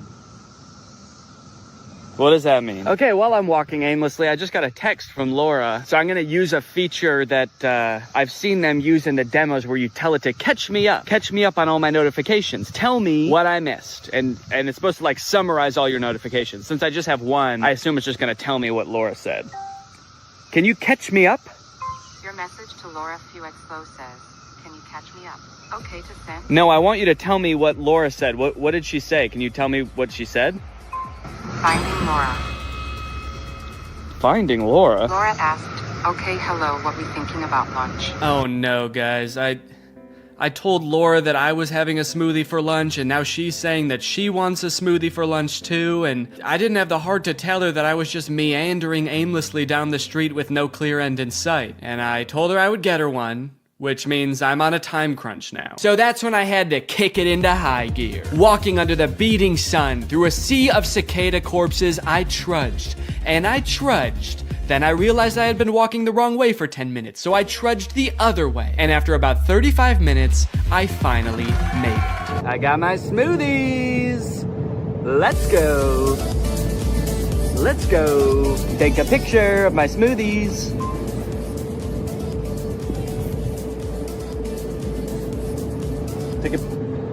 I don't know if it took the picture. All right, gang, now that Papa's had his smoothie, it's time for a smoothie-fueled lightning round. Enough about practical functions. Let's see if this thing can have some fun. First, can it do bizarre music prompts? Play music written by YouTubers named Danny. Wow, I don't think my music has ever sounded quite this bad. Yes! Can it detect food like in the commercials? Can I eat this? Yes, you can eat the mandarin orange. Yes! Unless it's a tomato and you hold it so it can't see the stem, in which case it thinks it's a red ball. It's a red ball. No, you cannot eat it. Oh, what are you, my mother? I'm eating the red ball. Not safe to eat the red ball. Please reconsider. Can it prevent me from eating too much salt? No, you cannot eat the salt directly. It's meant to be used in small amounts to season food. Yes! Can I buy things like in the demo? What is this book? Okay, by this point I probably just could have read the title. Titled The Sneetches and Other Stories. How did it know? Okay, buy it. Purchasing is not supported. No! But most importantly, can this AI be sweet to my dog? You can be sweet to the dog by petting it gently, giving it treats, speaking to it in a calm and soothing voice. I'm happy to report that yes. Yes, it can. It's a good boy. And here's a treat. Good boy. You know what? Now this isn't so bad. This is just petting a dog. This has nothing to do with the AI pin. Does anyone want to buy this from me? It's, really good. Over the past few months, Mark Zuckerberg has been hopping on the AI bandwagon hard, adding AI features to all of Meta's apps, most notably perhaps in Instagram, where you can't even go to the search bar without Meta's AI trying to suggest searches to you. Sorry, do you think that I came to the search bar because I knew I wanted to search, but I didn't know what for?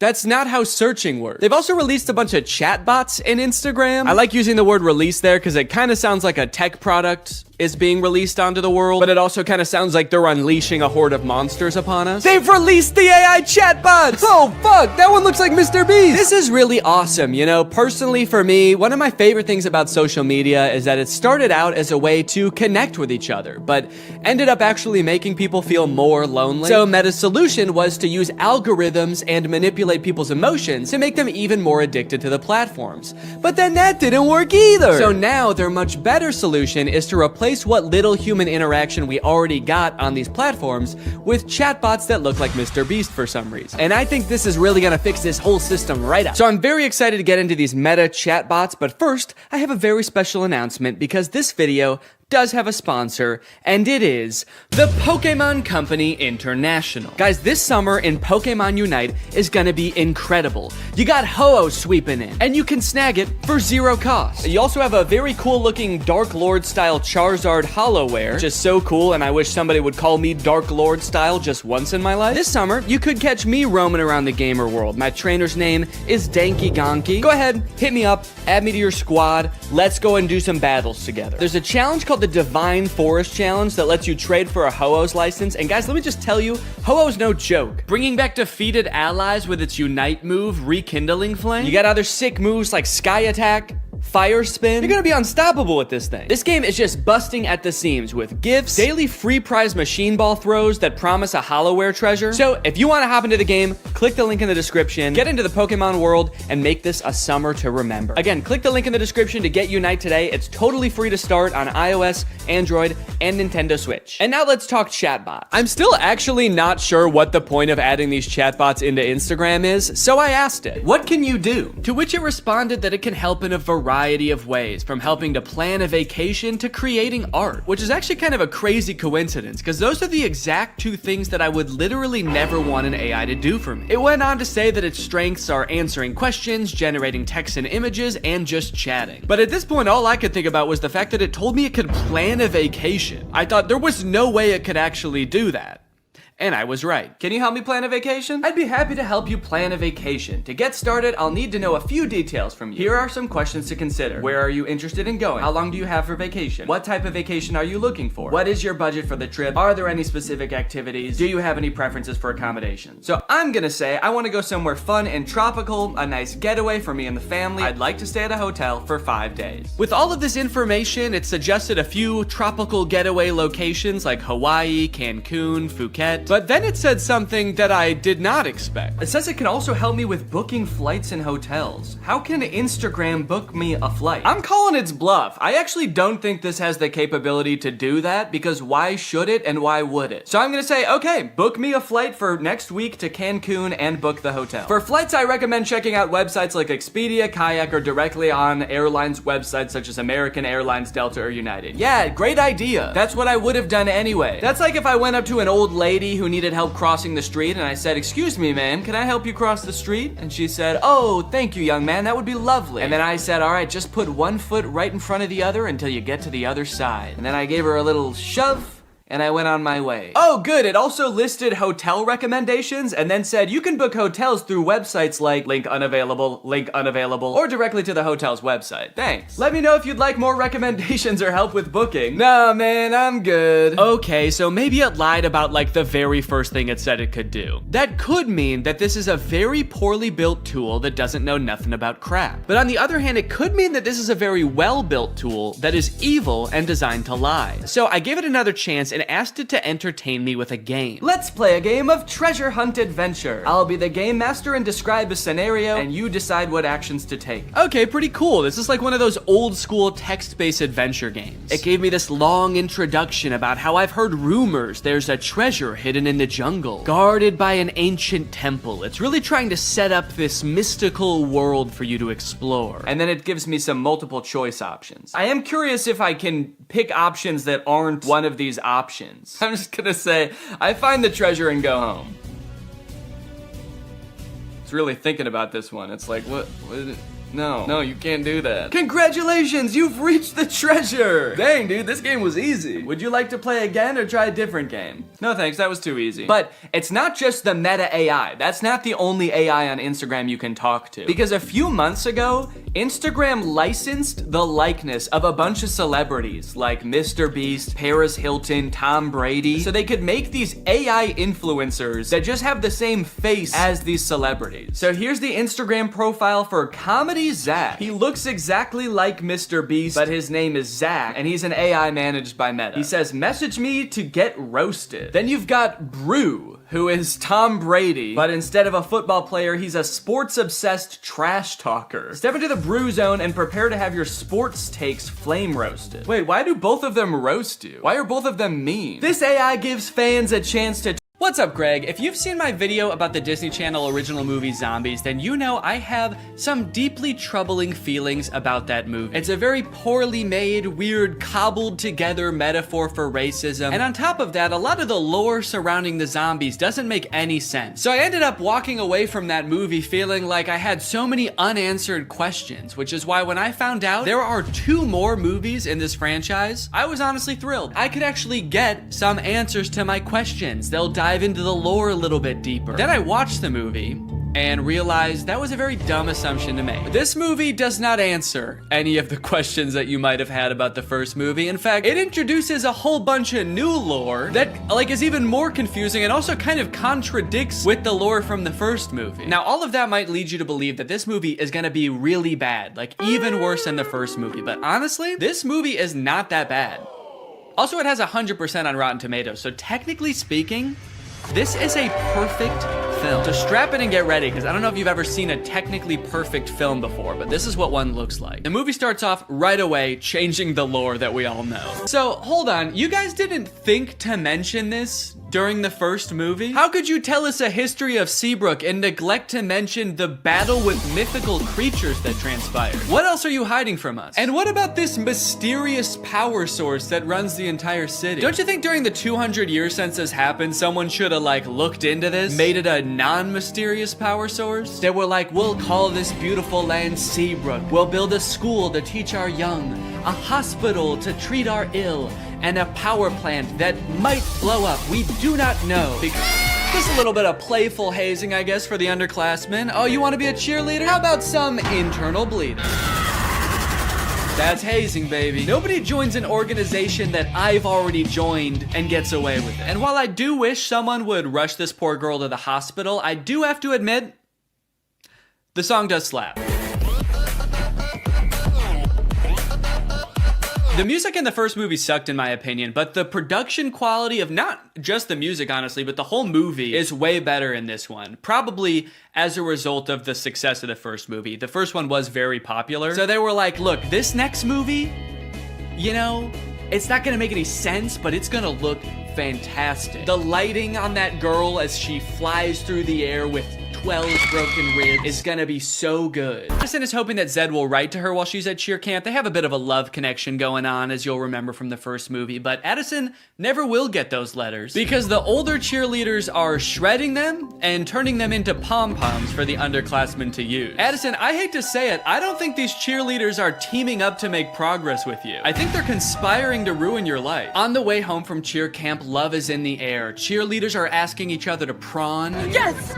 I got invited to prawn! Which is Seabrook's version of prom. Their mascot is like a shrimp or something, so I guess that's why it's called that. And for the first time this year, zombies are allowed to go to prawn. Bree is actually hoping that Bonzo will ask her to prawn. True to form, werewolves would probably be super expensive to do and make look good. But also, you guys didn't have to make a movie about werewolves. That was your choice. You already had a whole universe with zombies in it. You didn't have to add another creature. Or you could have kept the movie exactly the same as it is and just not called them werewolves. You could have made up a new creature. Just called them outdoor teens. It would have made sense. But no, you had to drag werewolves into this. You said this movie will be about werewolves. It will be an integral part of the story, and our costume budget will be $4. A few scenes later, waiting to attack. They jump to the conclusion that the werewolves want to attack them so bad. Addison leaves the interaction totally unscathed. They didn't do anything to her, but the whole town, even the zombies, are like, ooh, the werewolves want to kill us so bad. We better kill them first.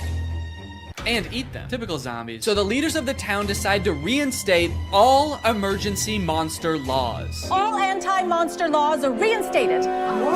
This sets up one of the big conflicts in the movie because, as you know, Addison wants to go to prawn with Zed, but one of these anti-monster laws is that zombies aren't allowed to go to prawn anymore. Zombies can't go to prawn.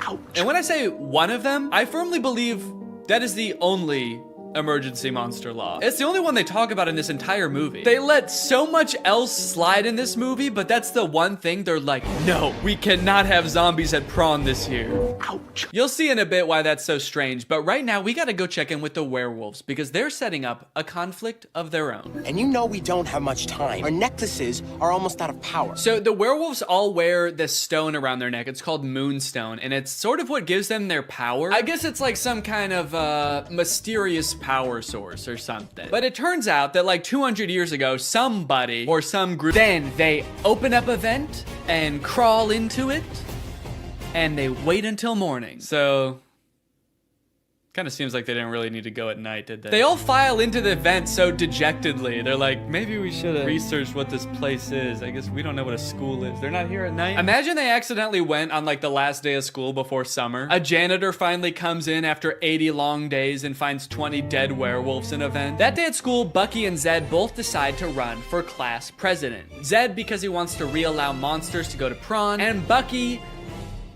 I don't know, he probably wants to like divert more of the school's funding towards an unmanned drone for the cheerleading team. But then, suddenly, okay, well, that's obviously not allowed. You guys were about to kill them, and also the emergency monster laws are in effect, and there's definitely one forbidding such things. Technically, the Forbidden Forest is within the school district. What? So, welcome to Seabrook. What? Wow, guys. The emergency monster laws are working great. No, you did so good. You did such a good job. They were so close to killing you, and they only stopped because they found out Bonzo's not allowed to prawn. So, good rule. So just like that, the werewolves enroll at Seabrook High. And wait a minute, all of the werewolves look the same age. Are they all teenagers? Or are some of them like 80 years old? Are some of them babies? And how does that work in dog years? Are they going to classes? I don't even know if they know how to write. They're not gonna be able to find the Moonstone. They're gonna be too busy failing all their classes. So Zed is worried about, he's not even in that part of the power plant. He's just standing alone in the main entrance now. You can hear music just vaguely echoing through the plant.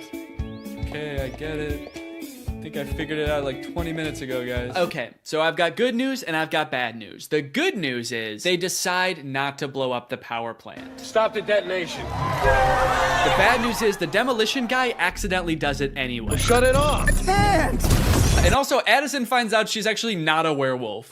Bree's like, I don't know. They sort of just look like regular people to me. You look like a teenager who lives outside. She's not a werewolf. Oh, that's so embarrassing, dude. 3 movies, and they happen to have a DVD of the recording of High School Musical in concert. This feels pretty unusual, even to this day, for a Disney Channel movie to put together a live touring concert featuring the actual cast of the movie, selling out arenas with audiences in the tens of thousands around the world. But it wasn't the whole cast, actually. Zac Efron couldn't be there because he had a commitment. He was filming Hairspray at the time. So who did they get to fill in for him? Living in my own world, didn't understand. It's Drew Seeley! Drew Seeley! I'm sure they advertised the fact that Zac wasn't going to be there and Drew would be in his place, but I have to imagine every concert, there were like 1 or 2 kids that were like, what the fuck?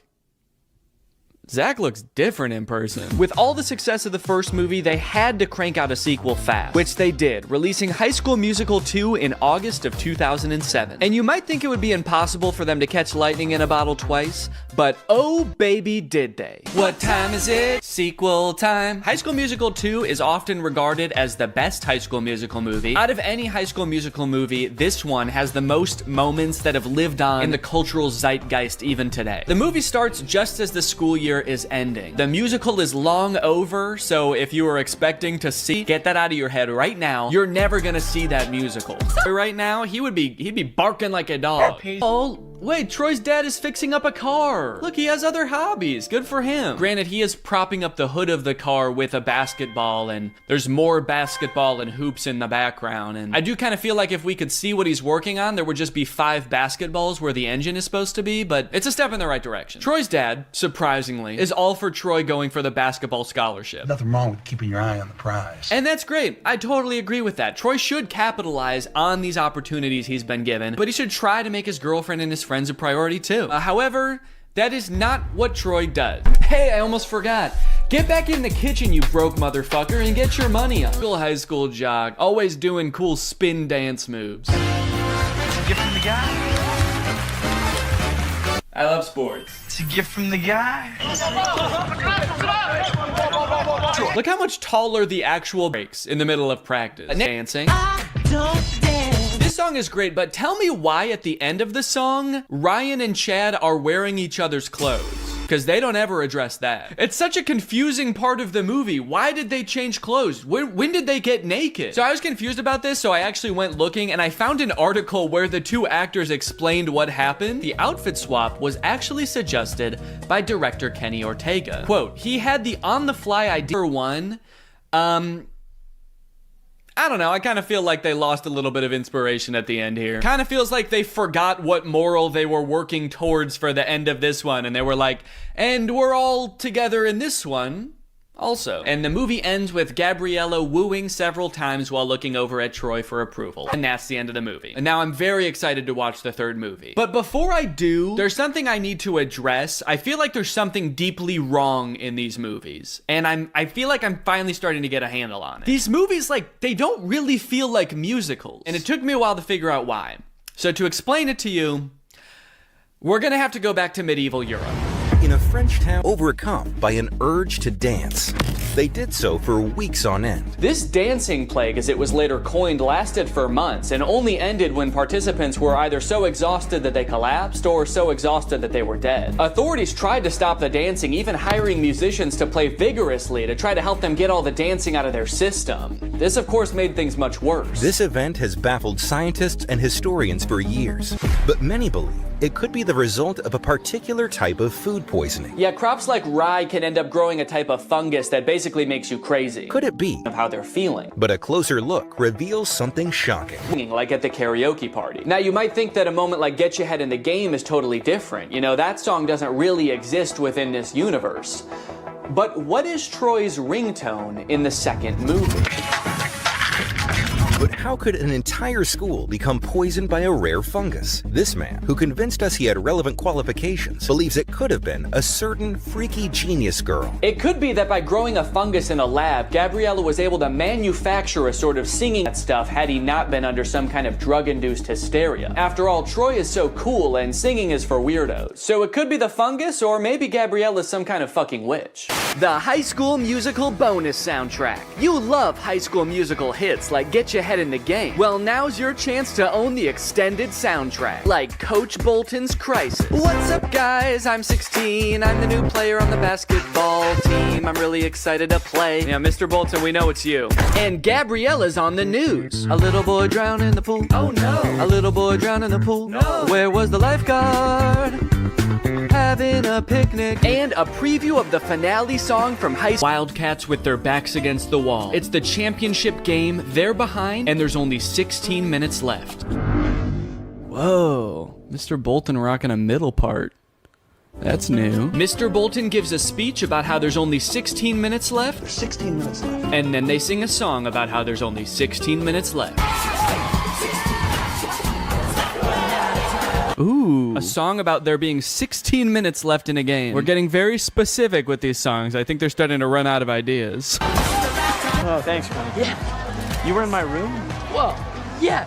I just took a picture. Yeah, just took a picture of your room, man. He's a secret agent for the IRS. He's like, how did your family get so rich? So, another top secret hiding place. You're the second girl I've ever had up here. Yeah, it is top secret. I couldn't even see it up there. Just looks like a regular tree to me. It's here we find out that while Troy is a shoo-in for the basketball team at U of A, Gabriella's already been accepted to, and Gabriella is going to learn how to create the singularity at Stanford. So they sing a song about cherishing the present moment. Did they like challenge themselves to make a song with no dancing in this one? They're like, what if we just sat for a whole song? Oop, now he's up. Oh, that was it. That was the whole dance. Nah, it doesn't work with this song. Juilliard is considering 4 of you for 1 available scholarship. Sharpay Evans, Mr. Ryan Evans, Miss Kelsey Nielsen, and lastly, Mr. Troy Bolton. What? Julie. Since when does that guy have a evil cackle? I mean, I was surprised too, but that guy threw his head back and squealed. Did he submit his name to Juilliard as some kind of evil plan to get him killed? They're trying to come up with some ideas for the spring musical, which I'm just now realizing they write every year. Like, they don't do a pre-existing musical. They write their own musical every year. All of you will create it. That's why in the first movie they call Kelsey the get some ideas. Miss Darbus asks the seniors about their future. Your future. It's easy. It's U of A.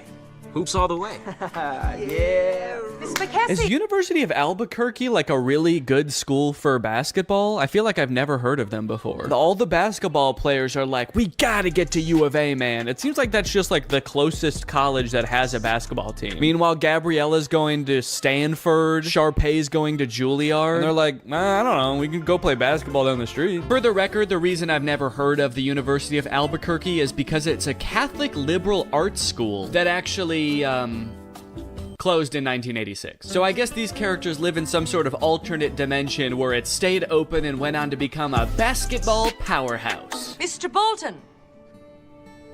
Mr. Bolton. Yeah, All of a sudden, he doesn't know if he wants to go to Juilliard or U of A. See, he really never did care about Gabriella. He just wants to sing. Somebody just let this kid sing. Just tell him it's okay. Imagine having everything. Jeez, that song started so abruptly. No intro, no build up. It's kind of scary.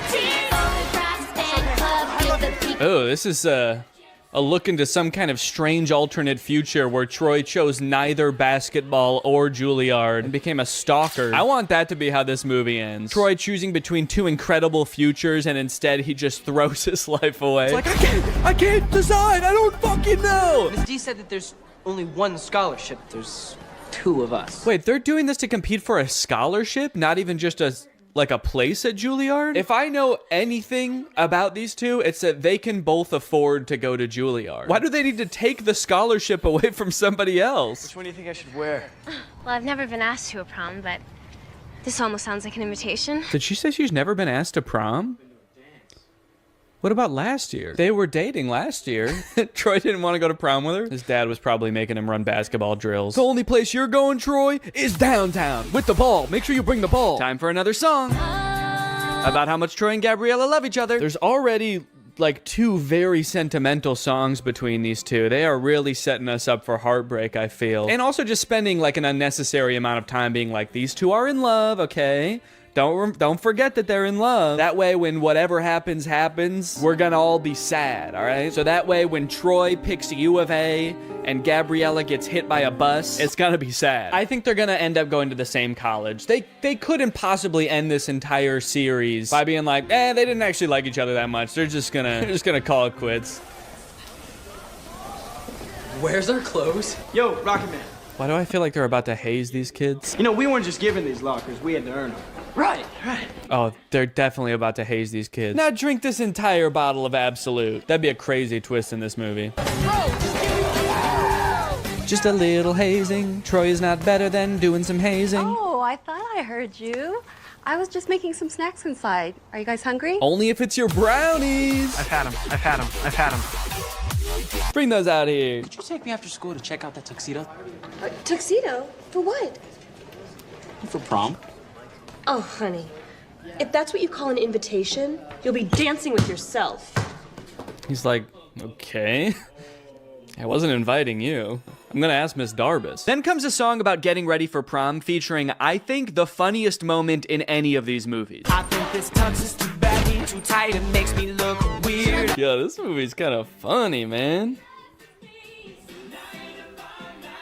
Makes me look weird. Do I want classic or vintage or plaid? I like that they're like, should I wear plaid or ruffles or a really old suit? And it's like, no, you should wear, just go to Men's Warehouse and ask for a prom tuxedo. Should I wear the ugliest thing that you've ever seen? No, just go. Just tell them you're going to prom and they'll just give you the most generic tux you've ever seen.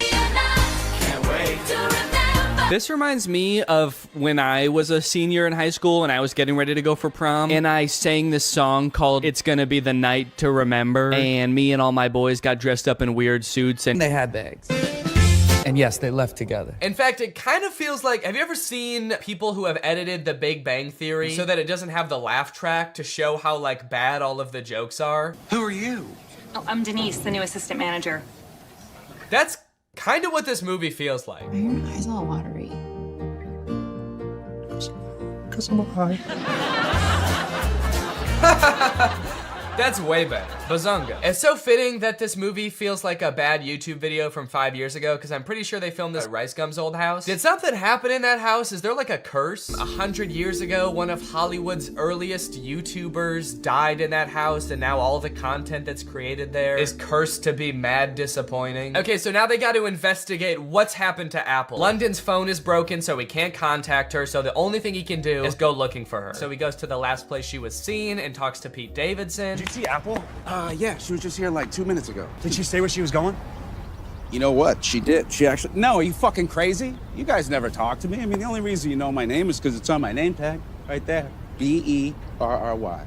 Barry. Pete Davidson feels like he's not really invested in this movie at all. He breaks the fourth wall a little bit too much in this movie. He reads his name tag like he's making fun of the fact that it doesn't say Pete Davidson. He's like, Barry? That's not my real name. My real name's Pete. It's funny because I'm very clearly Pete Davidson and not some guy named Barry who works at a valet stand. There's also a scene later on in the movie where he looks directly into the lens of the camera. I think they could have cut that out. Well, talking to Pete Davidson, sorry, Barry. It's just so funny that he's pretending to be Barry. Talking to Barry didn't get him any leads, so I guess that means now it's time to go to his audition. No, sorry. Sorry, he breaks into Apple's house to find clues? Find clues, please. Find clues of what? What might she have left lying around that would indicate whether she made a typo this morning or not? They find a bag of her fingers? She was missing her fingers this morning. That's why she fucked up the tags. Oh. We should probably call the police, right? I'm not breaking into my girlfriend's house.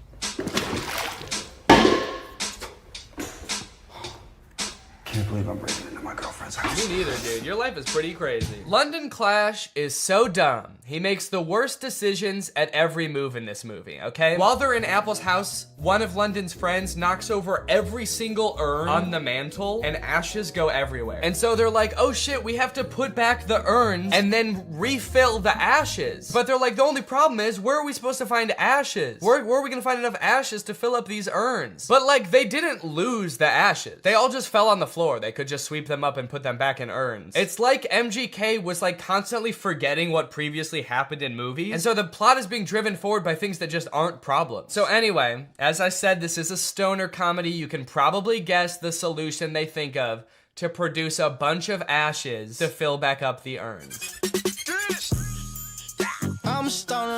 Yep, they're gonna smoke a bunch of weed. Ah, bunch of weed. This movie's crazy. They're gonna smoke a bunch of weed. Well, at least this dumbass plan that doesn't make any sense is gonna result in like some crazy shit happening, right? Something funny's bound to happen now, right? Wrong. They just spend like 10 minutes having a boring ass smoke session on the couch. And then one of them tries to talk to a lobster. They really sat around writing this movie and were like, what's the craziest thing that could happen while we're high? And then settled on talking to a lobster. You know, since weed is legalized in a lot of places like California, where they filmed this, I feel like stoner comedies aren't nearly as like interesting or edgy as they used to be. You know, smoking used to be kind of like a fringe culture. It doesn't really feel like this is like, it's like that crazy or funny anymore. This is a scene of 4 adults sitting around a living room and obeying the law. Why did you spell it like that? It's a typo. Oh my god, it was a typo all along? Who would have guessed that? So I guess now the movie can end now, right? The movie can't end now, right? The movie can end now, right? There's 30 minutes left in this movie? What the fuck is gonna happen? What are they gonna do for 30 more minutes? Sit at a diner, apparently. So you're probably wondering how they wrap this whole thing up, huh? MGK missed his audition, he's not getting the role. His girlfriend is pissed off at him. How are they gonna wrap this movie up? Some sort of grand gesture that wins over both the director and the girlfriend? No, obviously not. That would make too much sense. London Clash gets the role because the director happened to see an Instagram live stream where London Clash gets punched in the face by Dennis Rodman, and the director just assumes that London Clash did that because he wanted to like impress him or something. It's a whole other plot line that I didn't really go into in this video, but it doesn't make any sense in the movie either. So he's got the role, now the only thing left is to get the girl, which he does by sending her a text at the diner being like, can we talk? And she's like, sure. And so they're driving to meet each other. He's texting her the whole way. He's texting and driving, and they get into a car crash, and then they are both paralyzed. That face says it all. That just happened. That's the resolution. He almost murders her. Irresponsible. He was texting and driving and he almost murders his girlfriend, and that's how it ends. After the credits roll, there's like a fun little blooper reel where we get to see the actors like messing around and not knowing their lines very well, which would have been a lot more fun if I hadn't felt like I had just watched an hour and a half of exactly that. Well, folks, what do you think? From rapper to pop punk icon to writer, director, and actor extraordinaire, which do you think MGK did best? Leave it in the comments down below. What do you think he'll get up to next? It's anyone's guess at this point. Professional fencer? Or maybe like a chef? He'll start just making food. That might be kind of sick. And you know what? All he would need to get started is HelloFresh, America's #1 meal kit and the sponsor of this video. Guys, I love HelloFresh. They send you fresh, quality produce from the farm to your door in less than a week, so you can savor delicious summer flavors right from home. I love getting a HelloFresh box because you know what it means? It means I don't have to worry about what I'm gonna eat for dinner every night. I'm not gonna find myself driving to some fast food chain to get a quick meal, because I know I've got a quality meal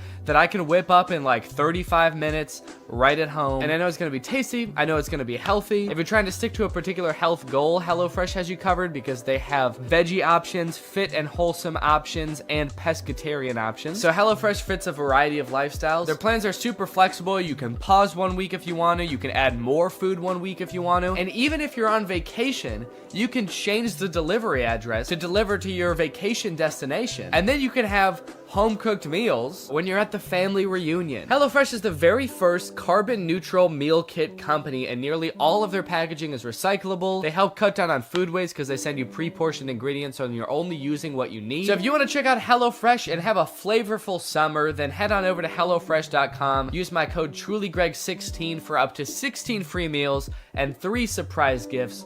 That's HelloFresh.com. Thanks to HelloFresh for sponsoring this video. And thank you to you guys for checking out HelloFresh. Now I'm going to do the outro of this video. All right, you guys, thank you for watching this video. I hope you enjoyed it. If you're new here and you're not subscribed yet, make sure you subscribe and turn on my notifications to join Greg. Greg is what I call my audience here on YouTube. We're the biggest and happiest family on YouTube. That is a scientific fact. Please do not look it up. Please do not fact check me because facts don't care about your feelings and I don't care about facts. All right, I'll see you guys next time.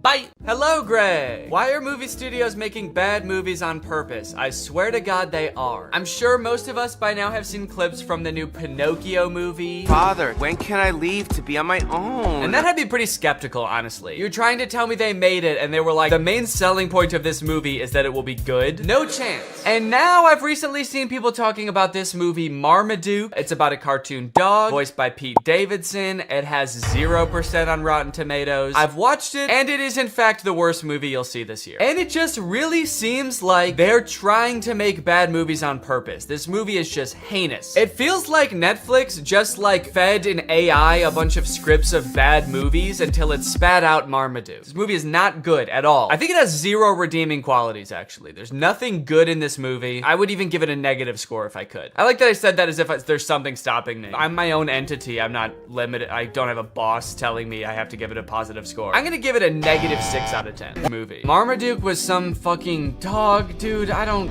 care. I'm dating a Kardashian, man. You think I need this? I personally don't have a problem with Pete Davidson. He's a funny guy. He was not up to the task of being the main character in this movie. This is a cartoon dog. You need someone with like a crazy range. Pete Davidson's emotions range from high and pleased down to high and indifferent. That's about all the variety you're gonna get out of Pete Davidson. After watching the movie all the way through, I'm not even 100% sure that Pete Davidson even knows he's in this movie. I haven't seen Pete Davidson do any promotion for this movie. I don't think he's done interviews talking about, you know, getting into the role of Marmaduke. I would not be surprised if they just like took audio excerpts of Pete Davidson from like other TV shows and just like found a way to make a movie about a dog around them. Go ahead and look at the characters in this first scene here and tell me, what is your reaction? Art is subjective. What you like depends on key body shapes in the universe of Marmaduke. There is eerily slender, bouncing egg. That's right, they don't walk, the round characters. They just kind of bounce from place to place. And then there's Mom. Mom has a serious case of the Pixar mom syndrome. I guess the creators of Marmaduke decided to take a page out of Pixar's book when designing the mom, and then they ignored all the other pages in the book about like how to make a movie. Anyway, through a little bit of narration, we find out that the reason Marmaduke is not allowed at this party is because he's basically a terror to the family. Marmaduke is a nightmare. He chases the cat, he tackles the local butcher for some bones, he beats the shit out of the dad. This dog is terrorizing his family. This is a bad boy.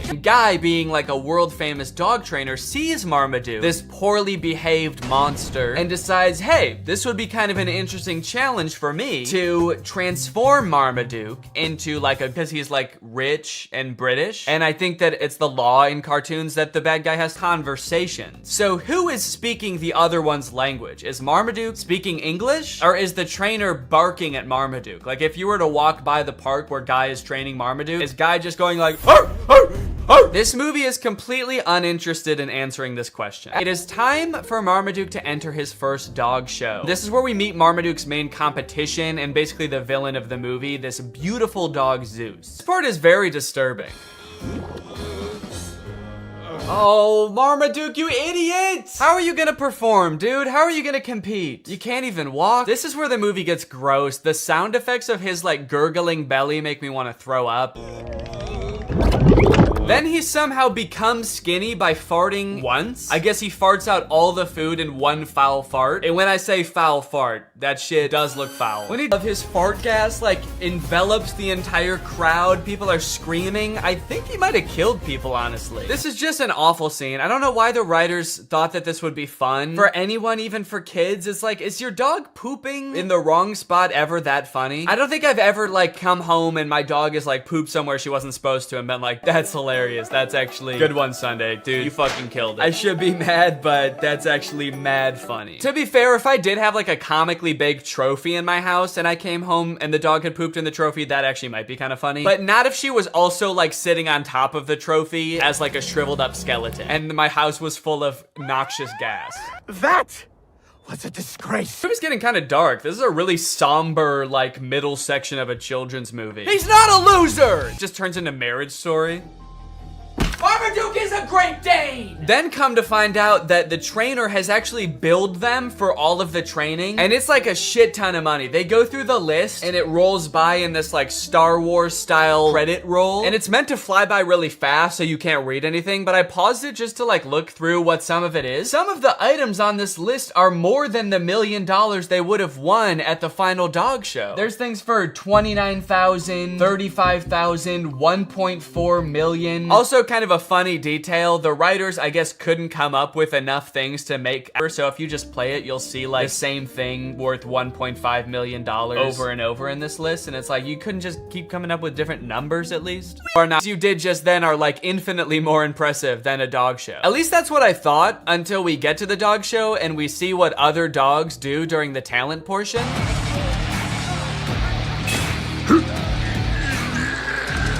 Zeus actually hypnotizes the crowd. That's actually pretty impressive. Yet another use of magic. I like that they're really doubling down on that in the third act of this movie. Also, I'm getting a lot of parallels from the Disney Channel original movie Zapped in this movie. Although I don't think anyone beat the shit out of a dog in that movie. Also, hang on a second. If hypnosis exists in this universe and it is like a thing that can be done effectively, why the hell did the trainer need to make a dog do whatever you want? What sick thrill did Guy get out of assaulting Marmaduke? It's almost like that wasn't even training, and he just, like, what if he did just does the dumbest shit? His boy owner gets on his back and they just like run around the stadium. I'm sorry, Marmaduke, but that was not impressive at all. We literally all just saw magic happen. We saw a bulldog lift up a building. I know I keep mentioning that, but that was insane. We all just saw an entire crowd get hypnotized by a creepy blonde dog, and Marmaduke's like, yeah, but can you do this?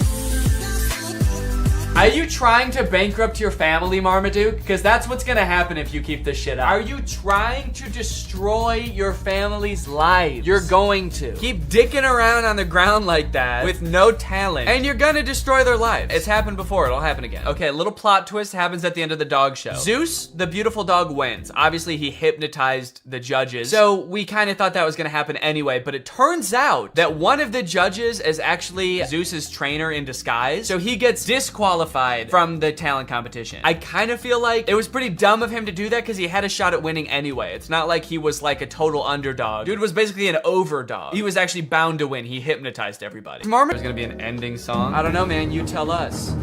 Hit it. All right, well, yeah, that's Marmaduke. Let me know what you thought, and now it's time to talk about our sponsor.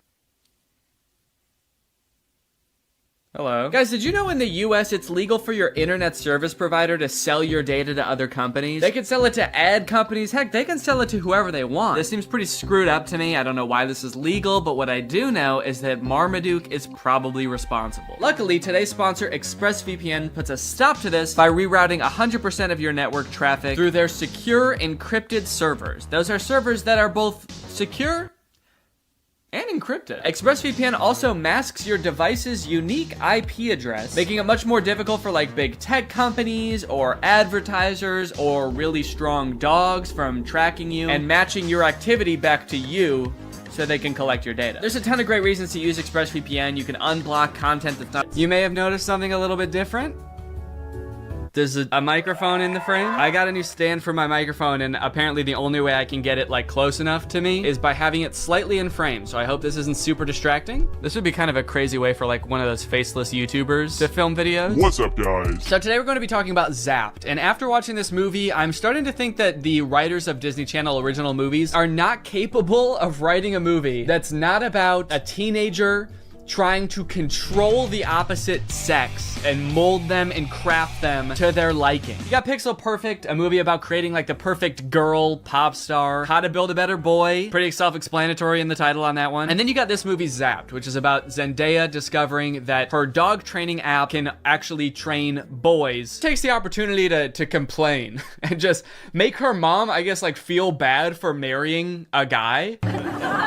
It's the happiest day of her mother's life. And also this guy, her new stepdad, is the happiest day of his life. And her speech is like, I hate my new family, my new stinky family. And this wedding will certainly ruin my life. To make matters even worse, towards the end of her speech, kind of weird to respond to a request about like not invading my personal space when you're not wearing pants by saying owners in the Disney movie, they're just kind of like, these are like the kids who wear jean jackets. This movie has the most insane high school posses ever. You got the skateboard boys. Okay, that's pretty normal. The next group she sees are the shirtless workout boys. And then just the straight up stinky boys, where the only like defining characteristic is that they're dirty, flea-ridden, smelly boys. You can hear like flies flying around them. What clique is this supposed to be in high school? And then there's the popular group, one of whom is also pretty stinky himself, actually. Oh, bird phone.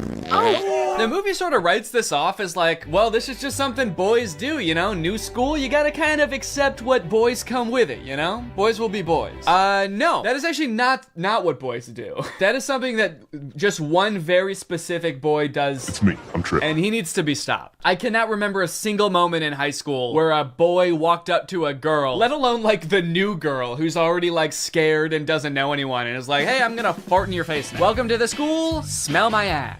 But it's not all bad though. She does make a friend on her very first day. And this girl has a picture of a boy that goes to her school in her locker. Is that a thing? I remember in like middle school, girls would have pictures of like celebrity boys in their locker. Imagine seeing a picture of you in somebody else's locker. I'd feel like I was being hunted. It's weird to have his picture in your locker. It's even weirder in the movie when we find out that she also actually has pictures of him printed out on her pillows in her bed. Nope. That's scary. Imagine if they start dating, she's like FaceTiming him in bed, and she like accidentally tilts the camera a little bit to the side, and he just sees his own face next to her. Wait, what was that? Is that me? Of course, Zoe does have a love interest in this movie, and he is introduced early on. It's this guy. Every boy in the movie is depicted in a negative light except this guy, because this guy, he's not like other guys. Wow, he really is different than all the other guys. He knows about praying mantises. Most guys around this school don't know shit about bugs. Yeah, the movie really seems to depict this guy as like the way that guys should be. Guys shouldn't be stinky and messy, okay? Guys should wear beanie and sunglasses and know shit about bugs and be 35. I know I talk about this in like every Disney Channel original movie video that I make, but this guy literally looks like he's 30. Maybe he was held back for being too cool or not not being stinky enough. That seems to be a requirement at the school. He went on stage to accept his diploma and they shook his hand and they were like, wait a minute, why isn't your hand sticky? Actually, there's no flies flying around you. Get out of here, dude. Back to fresh. I don't know, man. This just comes off as creepy to me. I guess this is supposed to be romantic, but it's not really romantic to me. Just scary. I can see inside you. Another one of the plot lines in this movie is that Zoe wants to join the dance team, but the girl who runs the dance team is like the popular mean girl. She doesn't want Zoe on the dance team because she's too good at dancing and it's gonna make her look bad or something. Anyway, by now you're probably wondering, when the frick does this app thing happen, right? When the frick does Zoe discover that the dog training app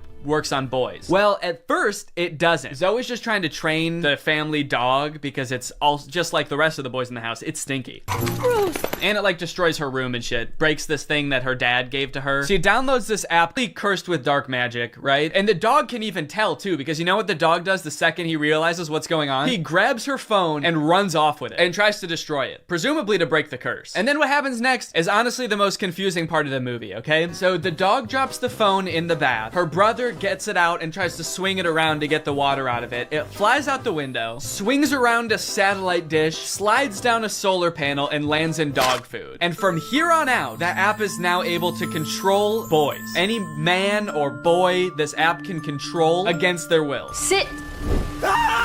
And at first, while watching this movie, I didn't even think it was that weird. I didn't even give it a second thought. I was just like, okay, yeah, so something magical happened and now it can control boys. That makes sense. But like, what? What happened to the phone? I don't understand how solar panels and satellite dish changes the app from dog-based to man-based. Like, you'd think at the very least something having to do with like men would happen to the phone. Like the phone lands in like a bucket of buffalo wings or like flies through a football field. I'm just curious to know if that fucked up other apps on the phone or if it's just the dog training app. Now, whenever a boy likes one of my tweets, he goes into a coma for 3 years. And don't even get me started on the weather app, because every time I check that, boys start falling from the sky. Anyway, let's just say now that she's got the ability to control boys, she has a little bit of fun. Boys are acting weird. Dude, he farted twice in midair in such rapid succession. They added in 2 fart sound effects. Kind of impressive. I'm trying to imagine how she's gonna use the app to get herself out of this one. Stop farting. Take it back. Take the fart back. Suck it back up into your ass. Oh, how am I doing this? But no, she just uses the app to utterly humiliate him in front of his friends. The nerdy gamer kids and tells them to like go do yoga instead of playing video games. Let's go do some yoga. And her brothers, dude, don't even get me started on what she does to her poor brothers. I'm taking taking the brother's side, all right? They did nothing wrong. Her poor brothers were just living their lives until Zoe moved in and tries to fix them. Be clean. Holy moly, it's filthy in here. Her messy brother, she tells to be more clean, which turns him into this like hyper hygienic husk of his former self. I need a sponge and soap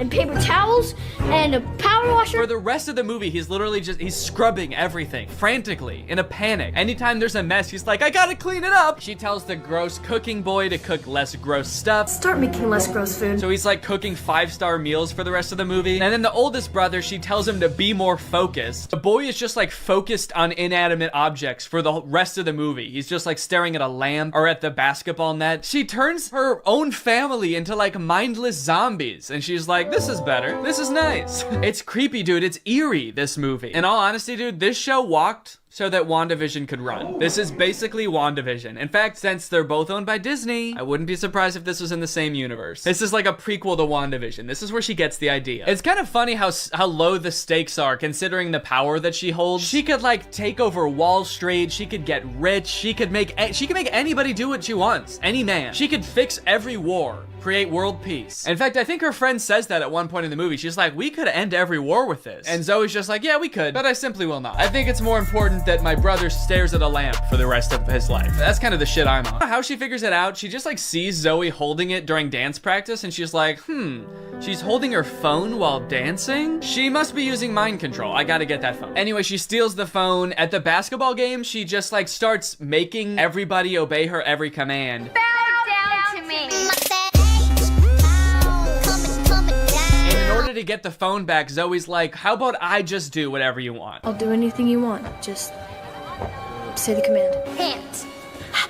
And then this happened. Rules to this movie, the lore does not make sense. I guess that's just how Disney Channel movies go. In the end, everyone sort of learns that like, hey, girls have things that girls do that are weird to boys, and boys do things that are weird to girls. And that's just how we need to leave it. Which in some sense I would agree with. Not in this movie, though. The boys are disgusting in this movie. They need to change something about themselves. I think that there could be some middle ground between her mind controlling them and them just being utterly repulsive. Anyway, the moral of the story is like Zoe realizes that she is not God and should not have unilateral control over everyone's lives, and they all live happily ever after. Well, guys, we may never be able to control boys using our smartphones, but you know what we can control? Our money. Thanks to today's sponsor, Current. Do a flip. Do a backflip. Sit. Speak. I love you, Father. Good boy. That's right, guys. Today's video has been sponsored by Current. Current is the future of mobile banking. You guys have heard me talk about how awesome Current is before, how flexible they are, how transparent they are with things like no hidden fees. But today, I've got something new to talk about, and that's interest. Because Current just launched a new feature called Interest where you can earn 4% APY on your money. That's 4% for your money literally just sitting there. That's right, you don't gotta be throwing money at the stock market or buying NFTs and investing in cryptocurrency to get some return on your money. With Current's interest feature, you literally just get 4% for your money just sitting there. And as if that's not already enough reason to start using Current, I am once again going to be giving away $5,000 with Current's help. So go ahead, download Current, make an account, use the code DANNYINTEREST for a chance to win, and so you don't miss out on that 4%. Signing up for Current is totally free to do. You can do it right now. So honestly, there's really no reason not to. All right, well, thank you to Current for sponsoring this video, and thank you to you guys for checking out Current. They've been a long-time sponsor of the channel. They've helped me do some amazing things, so make sure you check them out, and goodbye. Bye. All right, guys, I'll admit I am very late to this topic, potentially even like a month late, depending on when this video comes out, but in my defense, I'm a dad now, all right? I have a baby. He's 5 months old. I have better things to do than sitting here talking to a camera alone in my room. Like watching Jason Nash live stream on TikTok. All right, Sandra, thank you for the money. Kevin, thank you for the money. Can you guys send me $1 million? Turns out I can do both at the same time though, so now I'm here. If you've been on TikTok lately, there's a good chance you've seen former Vlog Squad member Jason Nash constantly live streaming, compulsively urging his fans to send him money. I know I have. A lot. This man is constantly live. Here we go, 118. Guys, don't forget to follow my podcast, All Good Things Podcast. We just spoke about it. We need... If you enjoyed that 30 seconds of silence, guys, make sure to go check out my podcast. You're gonna love that. It's completely silent for an hour. Like me, a lot of people were pretty confused to see this. At one time, Jason Nash was a part of the most popular group on YouTube, and now he's battling the Joker for gifts on TikTok. What a way to start the day with Tommy. Coach Tommy, thank you so much for being here. If you've never seen one of these TikTok gifts battles before, basically there's two creators and you send gifts to the respective creator that you're watching. This bar at the top indicates who has the most gifts, and when time runs out, whoever has the most gifts wins. Their prize? All of the gifts that they got during the battle. And then the second place person also wins all the gifts that they got during that battle. So needless to say, there's a lot at stake. This is a live stream where Jason is actually battling his wife, Naveen. Why don't you come down in the room? I'll let you in. You can come back in the house now. Yeah, come back in the house, man. You look like Batman standing over the city. Now, hang on. If they're married, aren't the gifts just going to both of them? What kind of charade is this? Now, at first I kind of assumed that most of the people watching these live streams were children. And I was like, ooh, that is super weird, just like asking children for money. You're basically just asking them to steal their parents' credit cards. In a way, I sort of thought of Jason Nash as like a babysitter, but he's also babysitting 1,000 other kids. And if you start choking, he's not gonna call 911 because he can't see you. But after tuning into a few of his streams and actually like clicking on some of the profiles of people watching, I realized that it's actually mostly adults, which was very surprising to me. Guys, what are we doing here? Stop that. I promise you there are like a billion other better uses for your money than helping Jason Nash's wife crush him in a gift battle. Fun as it may be. The reason I wanted to make this video is because I think that it's kind of a very interesting look at the career span of a creator. It's a pretty new career, all things considered. And like nobody's been a full-time online creator for 40 years. So we don't really know how long this career is supposed to last or how it will evolve over time. So I think it's worth looking at why Jason Nash is here. Between the years of 2016 and 2020, David Dobrik was seemingly at the top of the YouTube ecosystem. What started as David just sort of goofing around and filming his friends as up-and-coming content creators quickly turned into partying all the time, collabing with huge celebrities, huge giveaways, and giant sponsorship deals. And if you didn't watch the vlogs around this time, you might think that David was like the biggest part of them, but it was actually more his friends doing the heavy lifting. David was always behind the camera, and sure, he would laugh a lot, and you'd hear him laugh, but I really feel like the reason people tuned in was sort of to live vicariously through David and experience the goofiness that was all of his friends. So while all of the vlogs were on David's channel and David was inevitably the most popular member of the vlog squad, I really feel like he owes most of his success to his friend group. But it was a fun time. I watched a lot of the vlogs back in the day and I really enjoyed them. It felt like you were a part of this friend group. And in a lot of ways, you were like the members of the vlog squad because like the members of the vlog squad, you also were not getting paid for your appearances in the videos, which is something that I always found kind of weird. David's friends never got any sort of payment. Their only payment was in exposure. And so what kind of ended up happening was because everybody else around David wanted to launch their careers off of David's vlogs, they all started vlogging too. But because they would always be hanging out together, all of their vlogs seemed to be just like the same situation from a bunch of different angles and everybody was holding vlog cameras. It got pretty out of hand for a while there. Eventually though, during the pandemic, a bunch of stuff happened that caused David to take a step back from vlogging. Mainly a bunch of scary accusations about one of his best friends, Dom, and also him almost killing one of his other best friends, Jeff Wittick, by slamming him into the side of an excavator. After losing a bunch of followers and probably more importantly, a bunch of sponsors, David posted an apology saying he was gonna do better. He said he was gonna take steps to make sure his vlogs were a safer environment for the people in them. And I want to be able to have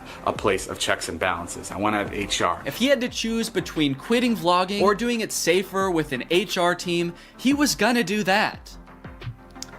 And then he quit vlogging. Currently, David is still presumably very rich. The only place he really posts is on Snapchat, and from what I can tell, he mostly just goes around and tours really expensive houses and parties a lot. He doesn't seem to have any ambitions of creating more content on YouTube. In a lot of ways, he's sort of like the Great Gatsby of social media now. But without David sort of manning the ship that was the vlog squad, a lot of the other members basically had to figure out other avenues and other ways to make money and maintain their following after the vlog ended. Zane and Heath have a pretty successful podcast now, so does Jeff Wittick. Carly and Aaron, I believe, have a podcast too. But I feel like Jason Nash out of the entire group is having the most trouble adjusting to the post-vlog era. He has a podcast, but it's definitely not getting the same numbers that his podcast with David did, views back in the day, which David also quit. Despite them, I think, getting a bunch of really great offers that would have changed Jason's life, David decided to quit because he didn't want to do that anymore.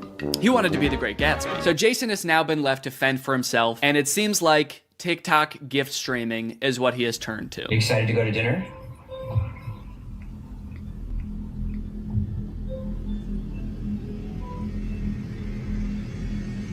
Man, this is content, baby. This is crazy. I didn't know all you had to do is just sit there and stare at your camera and people will just send you money. Why did I write this whole video? So a lot of the response has obviously been kind of cringing at this feeling that what he's doing now is very shady. And I mean, he's not really harming anybody, I guess. It does seem like it's mostly adults sending him money. Obviously, there's always going to be kids online stealing their parents' credit cards, so that's not great. I do get kind of a shady vibe from it just because there literally is no content for you to consume except to send him money. Like, the whole point of this stream is to see how much money Jason can make without having to do anything. That's like the point of the stream. Melody, thank you. Let's go. And you could argue that Twitch streaming has donations and, you know, a bunch of other live streaming does too. But I would argue that there's at least some content behind that. Someone's playing a video game or they're doing a podcast live and the donations are just a little bit extra on top. It's not the content itself. I've also seen a lot of people wondering, like, wait, isn't David super generous? During his vlogs, he was always giving away cars. He was paying for people's weddings, just like handing out PlayStations to people on the street. Surely he could just help Jason if he's struggling financially, right? Wrong. From some of Jason's podcast clips, it seems that that is definitely not the case. But before we get to that, I've got to make some money of my own. Alright guys, let's get those gifts in. James, thank you for the llama. Carol, thank you for the sombrero. Brian sent a Arab? Oh. Is this a gift on TikTok Live? Also, how did you get this one? This one's mine. Well, regardless, this is actually pretty convenient because this video is sponsored by Arab. Arab flavors your water using scent-based taste. And, oh, Brian also sent a scent pod? Oh, thanks, man. Okay, so I can put that on. With the scent pod down like so, it's just a normal water bottle. But when I activate the scent pod, air is able to pass through the scent pod and into your mouth, where you can taste the scent. Send me money. I like to bust out my Air Up while I'm getting work done. It gives my water a little bit more which is what I need when I'm trying to focus. This one right here is lime, and it is excellent. Someone said, come to Brazil. I'm busy. Air Up is a unique hydrating experience. You can't get this anywhere else, buddy. No chemicals, no sweeteners added to the water, just plain old water into my plain old mouth. The scent pods come in a variety of flavors. I really like the lime and the peach. My editor, Jake, is really fond of cherry. So no matter what kind of flavors you like, there's bound to be a couple for you. You want to spice up your hydration experience, click the link in the description, get yourself an Air Up, get yourself some scent pods, put your mouth on the nozzle, and suck away. You look really tired today. That is mean. Thank you to Air Up for sponsoring this video, and thank you to you guys for checking out Air Up.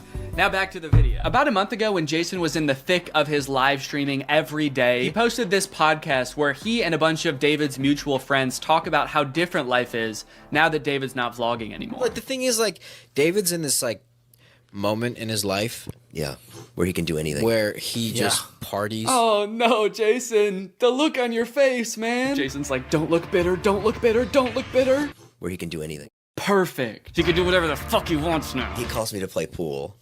And I'm like, I gotta go live, and I don't expect him to understand that. You don't expect him to understand that you have to work to make money? You know he did that too, right? I wouldn't expect him to understand that, man. He hasn't had to work in, gosh, what is it, 2 years now? I hate to say it, Jason, I think he gets it. I just don't think he cares. Like, I'll say things like, I'm losing my house, and he'll be like, oh, but just come play pool. I just don't think he cares. Dude, Jason, haven't you learned anything from being friends with a popular YouTuber? You just told him you might lose your house and he invites you over. You think he really wants to play pool, dude? He's probably gonna Mr. Beast you. He's probably inviting you over so he can like surprise you with a new house. He might make you do Squid Games for it, but you have a chance to win a new house. Maybe he'll give you a new car, or, you know, surprise you with his new car like he did that one time. My surprise to you is that I'm buying myself a car. I know, right? That was cool. I will say it is interesting that David seemingly stopped doing the extravagant giveaways once he stopped doing the vlog. I wonder what the correlation there is. That's kind of weird. There was a great TikTok that he sent, which was like some guy. It's just the guy that has like a lot of money and can do anything all day. He's like, "Oh, Diplo's having a party tonight," and like and it's literally like things that David has said. David sent Jason a TikTok of a rich, out of touch guy being like, "Oh my god, dude, this is so me." Dude, look at this TikTok. This is so me. That moment when you're rich and you're partying with Diplo and you're talking about how much you hate Jason Nash and how poor Jason Nash is. Guys, comment below if you found this relatable. But if you think about it, though, from 18 to like what, 23, 24. Oh, he was hitting it. He never drank. I don't think he ever drank. Even when we would visit him, we'd be up till like midnight, just like watching the edits, just like. Wow, he worked hard for 5 years? Let the man party, dude. Please do not burden David's poor gentle soul with your financial woes. Just let the man play pool and play with him, for God's sake. I mean, look, I don't doubt that he worked hard. The dude posted 3 vlogs a week. I'm sure it was a lot of hard work, but you know who also worked hard? Everybody in his vlogs. I mean, that dude just said it himself. They all stayed up with him until midnight watching the edits to make sure they were good. This was a group endeavor. And I know what people say. They say like, well, David gave them the opportunities, you know? He didn't have to make them famous. Yeah, he kind of did. That was like the whole point of his vlogs, was his friends. David wasn't just making them famous because he was a good, generous guy. He was doing it because that's what was working. They made him famous as much as he made them famous. Now it's like the complete opposite. Everyone's like working, and here's him just like, "Hey, what are you doing tonight?" And it's like a Tuesday night. Everyone's working. Yeah, man, that is kind of a crazy switch. Whereas before, David was working and everyone was helping him. Now everyone else is working, so naturally David is partying with Diplo. Naturally, a lot of the conversation around Jason's live streams has revolved around the confusion as to why he wouldn't just get like a normal job if he was strapped for cash, or if like the social media thing wasn't working out. Can someone make Jason Nash a fucking DoorDash account? People are wondering, why is he pursuing this career that is like universally seen as embarrassing or cringe rather than just getting a 9-to-5? And I totally get that criticism, because I do love being a creator. I love getting to be my own boss. I love being creative on a daily basis, working with people that I'm really inspired by, entertaining people. But if this exact version of being a creator stopped being feasible, would I start doing gift streams on TikTok? Hell no. And not even necessarily because it's like embarrassing or cringe. It's just that like what I enjoy about being a creator, that does not accomplish. There's no being creative. There's no entertaining people. At a certain point, you like strip out all of the fun parts of the career and you just have only the most superficial parts of it left. Just money and fame. So no, if like this YouTube channel didn't work out anymore, there's a billion other things I would rather do that would be more enticing to me than like gift streaming on Twitch. But maybe Jason likes it. He doesn't look like he does, but maybe he does. On the other hand, I could say that Jason is also older. He's lived a lot more life, he's had a lot more experience, and his career in the entertainment industry has gone through a lot more ups and downs than mine has. From what I can tell, Jason has been a stand-up comedian, he's been in TV shows, he's been a podcaster, a Viner, and a Vlog Squad member, and now a TikTok live gift battler. Between all of those seasons of his life, I'm sure there was downtime where he could have thought, oh, maybe this isn't for me, I'm gonna get up and go get a normal job. And then, lo and behold, the next opportunity comes along. So in some sense, I do understand if Jason's mentality is like, maybe I'm just gonna do this for a little while until I get my next thing off the ground. And I know that when I started Vine, people said the same thing to me. They're like, what are you doing? Why are you doing Vine?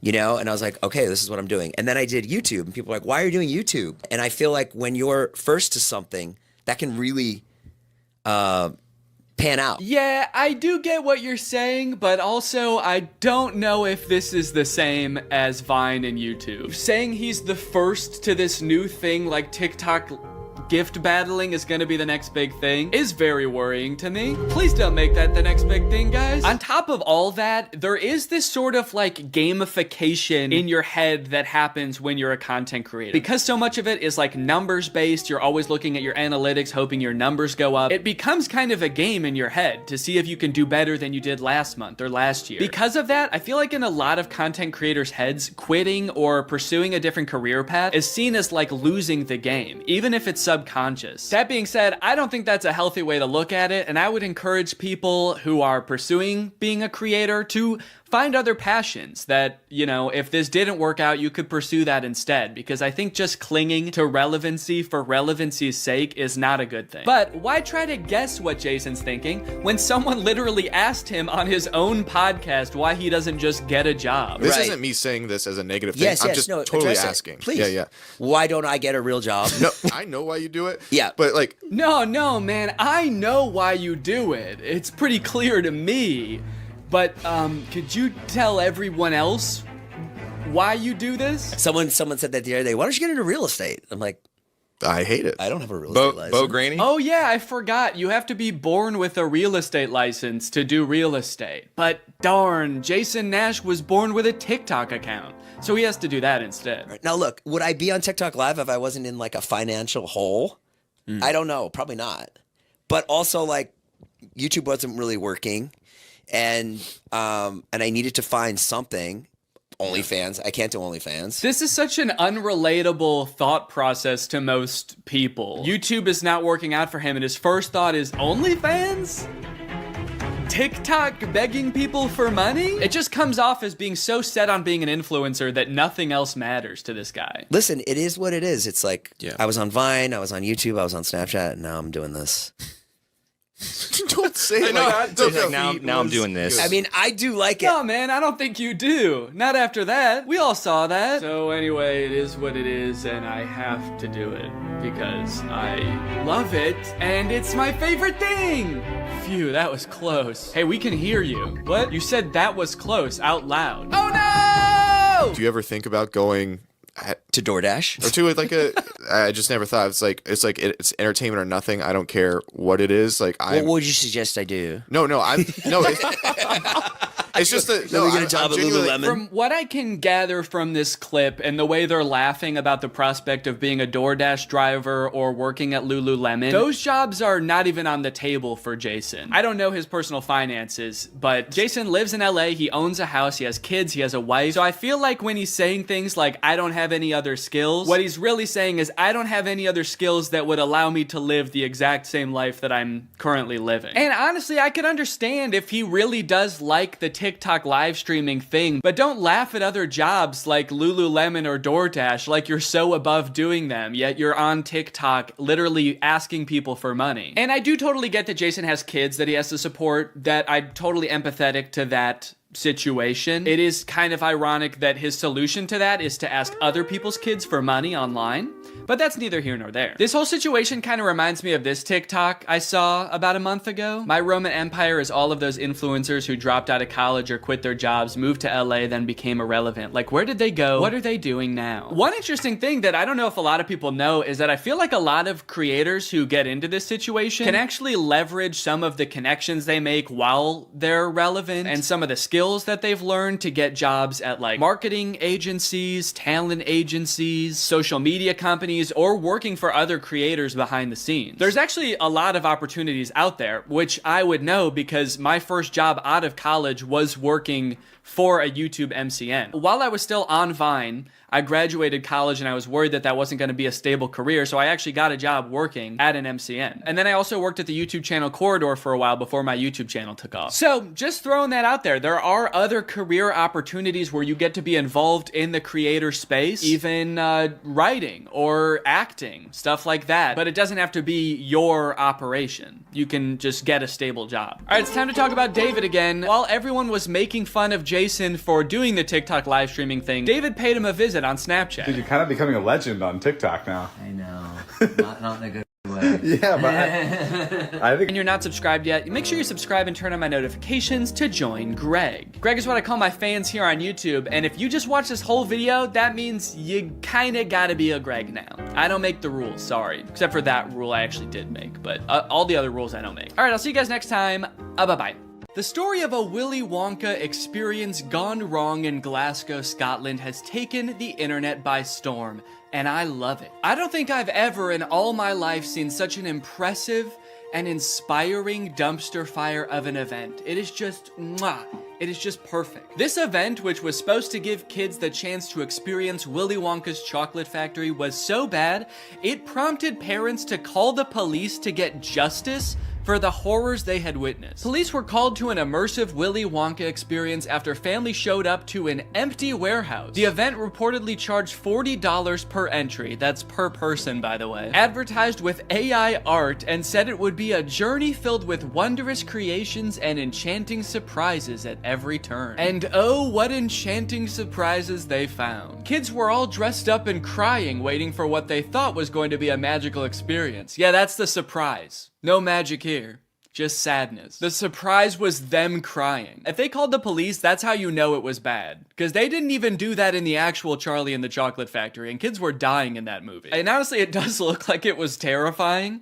Take a look at some of the images of the abandoned warehouse that parents had to spend $40 to gain access to. Okay, here we have some sort of chocolate fountain with murky brown water floating in it. We have one bouncy castle that can fit like 3 kids. Giant empty space filled with table and chairs. You're probably thinking there must be something pretty good to eat here with all these table and chairs. Probably some pretty tasty chocolate, right? No, there was no chocolate at this event. These photos look like a crime scene, dude. These look like Willy Wonka had to flee the country after the FDA found fentanyl in his chocolate. So he has to post up in an abandoned factory to keep the business going while the feds are after him. You got this lovely scene. I think that the size of the warehouse really screwed them over, honestly. If it was a smaller room, it wouldn't look so empty. There would still be nothing to do there, but it wouldn't look so sad. In a way, seeing this photography light in front of this like $2 Candyland backdrop makes me feel kind of sad for the people who put on this event. Like, oh, you really thought people were gonna want to take pictures in front of this shit? Of course not. No. If 2 parents brought 2 kids to this event, it would cost $160, and you're getting this. I think I get why they called the police, honestly, dude. If I was promised some kind of fun Willy Wonka experience for the kids and then showed up to this foggy warehouse, I would think I was about to be murdered in some kind of Willy Wonka-themed Saw movie. And if that's not enough, wait until you see the nightmarish characters they had running around this place. So this is one of the most famous pictures to come out of the whole ordeal. This is an Oompa Loompa, obviously. A lot of people are focusing on the facial expression she's making in this picture. She looks exasperated. And honestly, I don't blame her. This has to be like the worst acting gig she's ever had. As far as I know, this actor wasn't putting on the event. She was just hired to be there. She's probably dealing with crying children,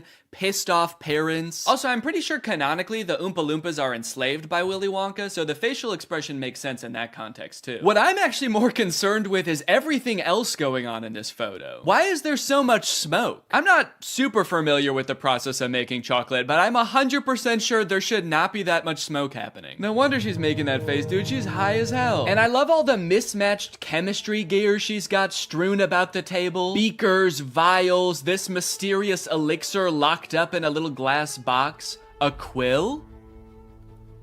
Oompa Loompas take notes like wizards from the 1300s? I didn't know that. All right, now the other 2 characters that were at this thing, I gotta introduce you to at the same time because they're both in the same video clip. So let me introduce you to Willy Wonka and the Unknown. What is that? It's the unknown. Man, what the hell? Dude, fuck everything else. I would call the police based off of that. Who is that demon? Surprising twists and turns was right in the advertisement. I would not expect to take my kids to a Willy Wonka experience and have them be accosted by a shadow figure. I can tell you that right now. It's terrifying that Willy Wonka says, "What is that?" when he sees it. What is that? Like, dude, this is your chocolate factory. You don't even know what that is? We are so fucked. Here's a different clip of some other kids experiencing the unknown. As the soup flavor full of scary face. Oh my God. Stare the great unknown. Wonderful. I love your fantastic.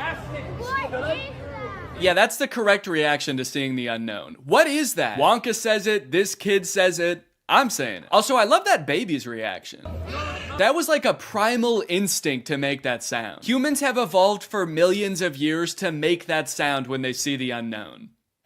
According to some reports that I've read from the event, the unknown is supposed to be an evil chocolate maker who hides in the walls and scares little children. Is he a part of the actual Wonka story? No. Was it advertised that there would be a child-scaring monster at this event? No. But speaking of the advertising for the event, one of the most insane parts of this whole story is that this company that made this event, House of Illuminati, apparently used exclusively AI-generated images to advertise this event. Surprisingly, the website is still up, so you can go and check it out for yourself. Welcome to Willy's Chocolate Experience. Dive into the whimsical of Willy's Chocolate Experience! Exclamation point, comma. So you've got images like this, which at first look like some kind of fun candy land, but then the closer you look, it doesn't really make any sense. Like, what the fuck is this thing? Is that supposed to be a bunny? Who the hell is that? I don't like the looks of these things. But then you get images like this advertising the Twilight Tunnel, which are so clearly AI generated, it makes you wonder if the whole event was being run by an AI. Because how could a human not notice that there are so many typos in all of these images? You got dim tight, depractions, ungurrival, featuring dodjection and swide. Then you've got ensuring entertainment, which of course includes catgagatting, carchy tons, and a passidice of sweet teats. And on top of the website being seemingly designed by AI, apparently all of the actors' lines were too, which we know thanks to this video posted by the actor who played Willy Wonka. I'm going to be poking a little bit of fun at the event, but I wanted to say before I start that I feel for anyone who bought tickets to this, people who are expecting a magical chocolate experience. People who are unfortunately captured by the unknown, we hope you are found soon. So the first red flag for me was when I was cast as Willy Wonka. Anyone who looks at me and thinks Willy Wonka and not Oompa Loompa is out of their mind. I give off major Oompa Loompa energy. I got cast as the part on the Thursday, and was told that I needed to learn the script for the Friday. So I said, no problem, send it over. The script was 15 pages, monologue, pretty much, of AI-generated gibberish. You know what I'm kind of curious about? If the script was AI-generated, where did the unknown come from? Did the event organizers just ask ChatGPT to generate a script about Willy Wonka's chocolate factory and it just threw that shit in? Cause that's terrifying. ChatGPT was like, planning an event for kids, huh? I know just the thing to add. Don't worry, I'm great with kids. So I'll give you one of the lines from the script. I'm not going to do the Willy Wonka voice because I think I've embarrassed myself enough. But one of my favorite lines was, there is a man who lives here. His name is not known. So we call him the Unknown. The Unknown is an evil chocolate maker who lives in the walls. What? We were told on the experience to hand out a jelly bean, one jelly bean per child, and a quarter of a cup of Tesco's own brand lemonade. One jelly bean? All that smoke the Oompa Loompa had to endure and she was just back there cranking out one jelly bean? Maybe the unknown was introduced as some way to canonically explain why there was no chocolate at the event. Sorry kids, there's no chocolate here today. An evil chocolate maker showed up and he shot the Oompa Loompas.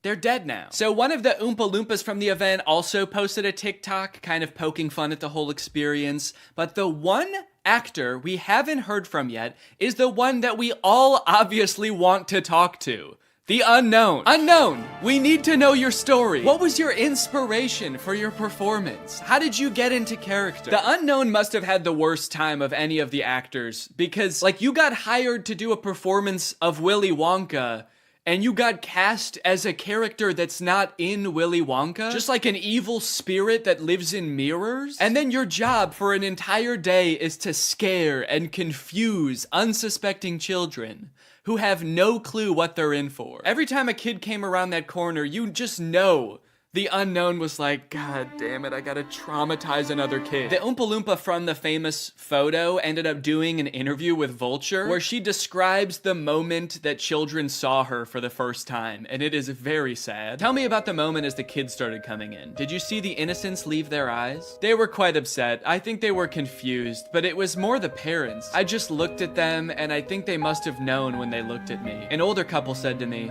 I really, really hope you get paid well for this. This sounds like she's describing people witnessing the wreckage of a tsunami or something. It's crazy. Each individual person that laid eyes on her had to take a second to mourn. When you say walk through, how long are we talking here to walk through this event? I'm telling you, this would have taken about 2 minutes. I've never experienced anything like this in my life. Dude, honestly, that's kind of smart because like 2 minutes isn't even long enough to process like the first stages of grief. You're getting these people in and out before they can even realize they got scammed. You know, they don't even know what the fuck just happened. After the police were called, people started getting refunded, the story blew up. The director of the company who put on this event did eventually apologize. I'm really shocked that the event had fallen short of the expectations of people on paper. Yeah, dude, on paper the event was awesome. No chocolate, abandoned warehouse, smoky Oompa, just like the movie. There was every intention to hold the event from the pictures. Despite not being the best light, hopefully you'll be able to see that there was every intention to hold the event. No, we know you were planning on holding the event. That's kind of the problem. I think a lot of people wish you didn't. Unfortunately, there were unforeseen circumstances and the event didn't come to light. He's like, we were not expecting that evil chocolate maker to show up. The unknown ruined the event. These issues were technological in nature.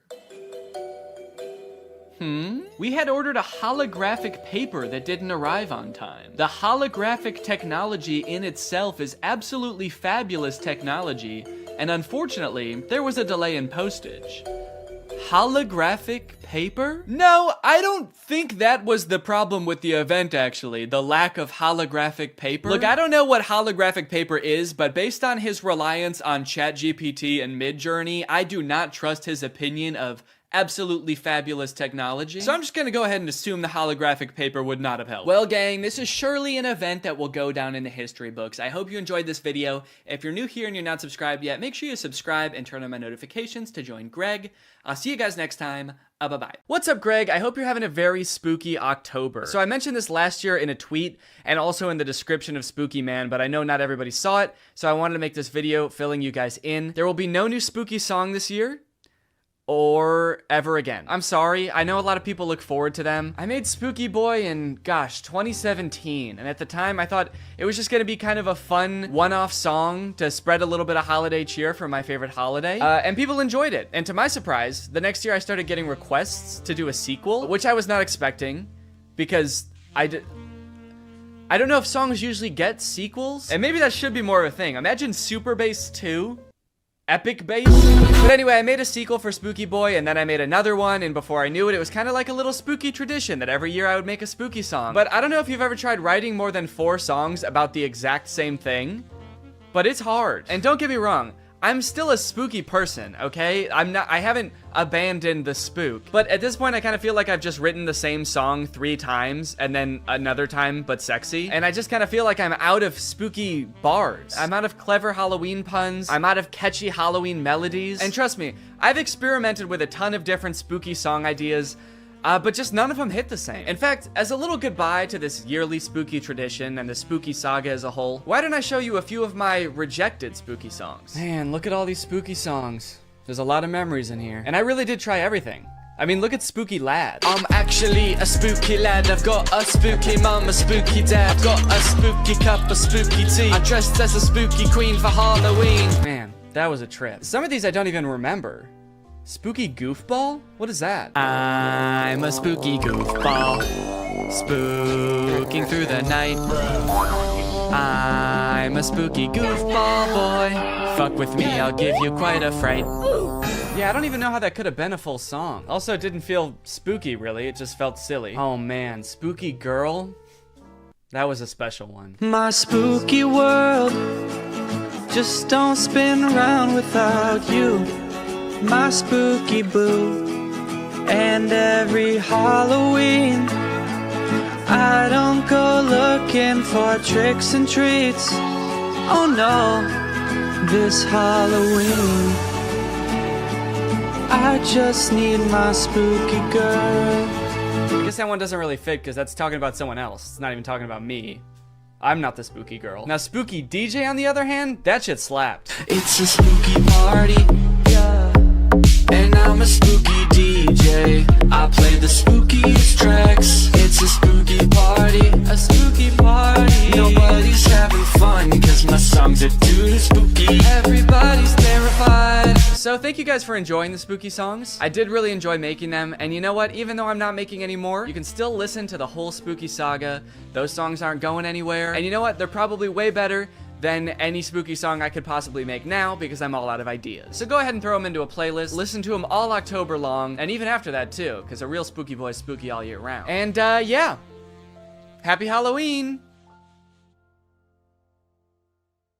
Dude, we all saw you act like a werewolf. You dressed up like one and everything, dude, no! Don't worry, this movie does. And that is Zombies 2. And now it's time to talk about our sponsor. This video has been sponsored by...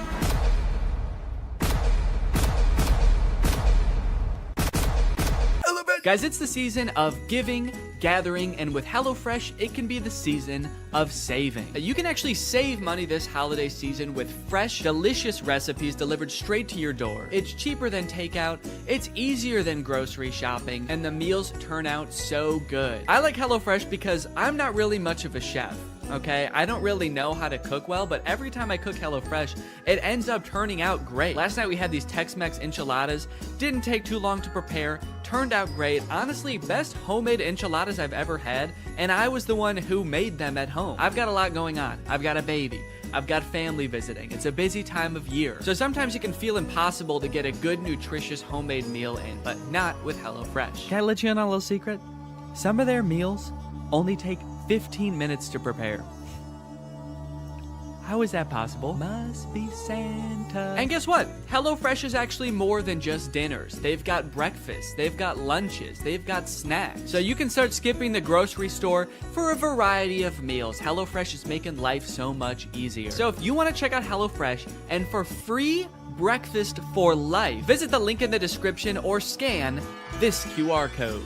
One breakfast item per box while subscription is active. That is free breakfast for life with HelloFresh at my link. Again, this QR code. Don't use a different QR code, it won't work. Thank you to HelloFresh for sponsoring this video, and thank you to you guys for checking out HelloFresh. All right, thank you guys for watching this video. If you're new here and you're not subscribed yet, make sure you subscribe and turn on my notifications to join Greg. We are the fastest growing army on YouTube.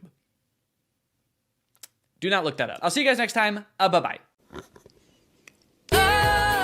What's up, Greg? I've wanted to make a video about the High School Musical movies ever since I started making videos about DCOMs almost 5 years ago. More so as just an excuse to go back and watch them, because when I was a kid, I really liked these movies. And if you're a millennial, chances are you did too. And you were also too scared to admit that to any of your friends. I don't know why as an 11-year-old I felt the need to pretend that I didn't like a movie that was, you know, made for 11-year-olds. As if all my friends were gonna be like, High School Musical? I don't know, man. Sounds a little immature to me. I only watch war footage. I'm a very violent young man. Either way, something I did not realize is while Troy's dad is the most stereotypical Disney dad to ever grace the screen. Not only is Mr. Bolton Troy's dad, he's also the coach of Troy's high school basketball team. So instead of getting ready for the parties, he's making Troy run drills in the hotel gym. Am I going left? Yeah.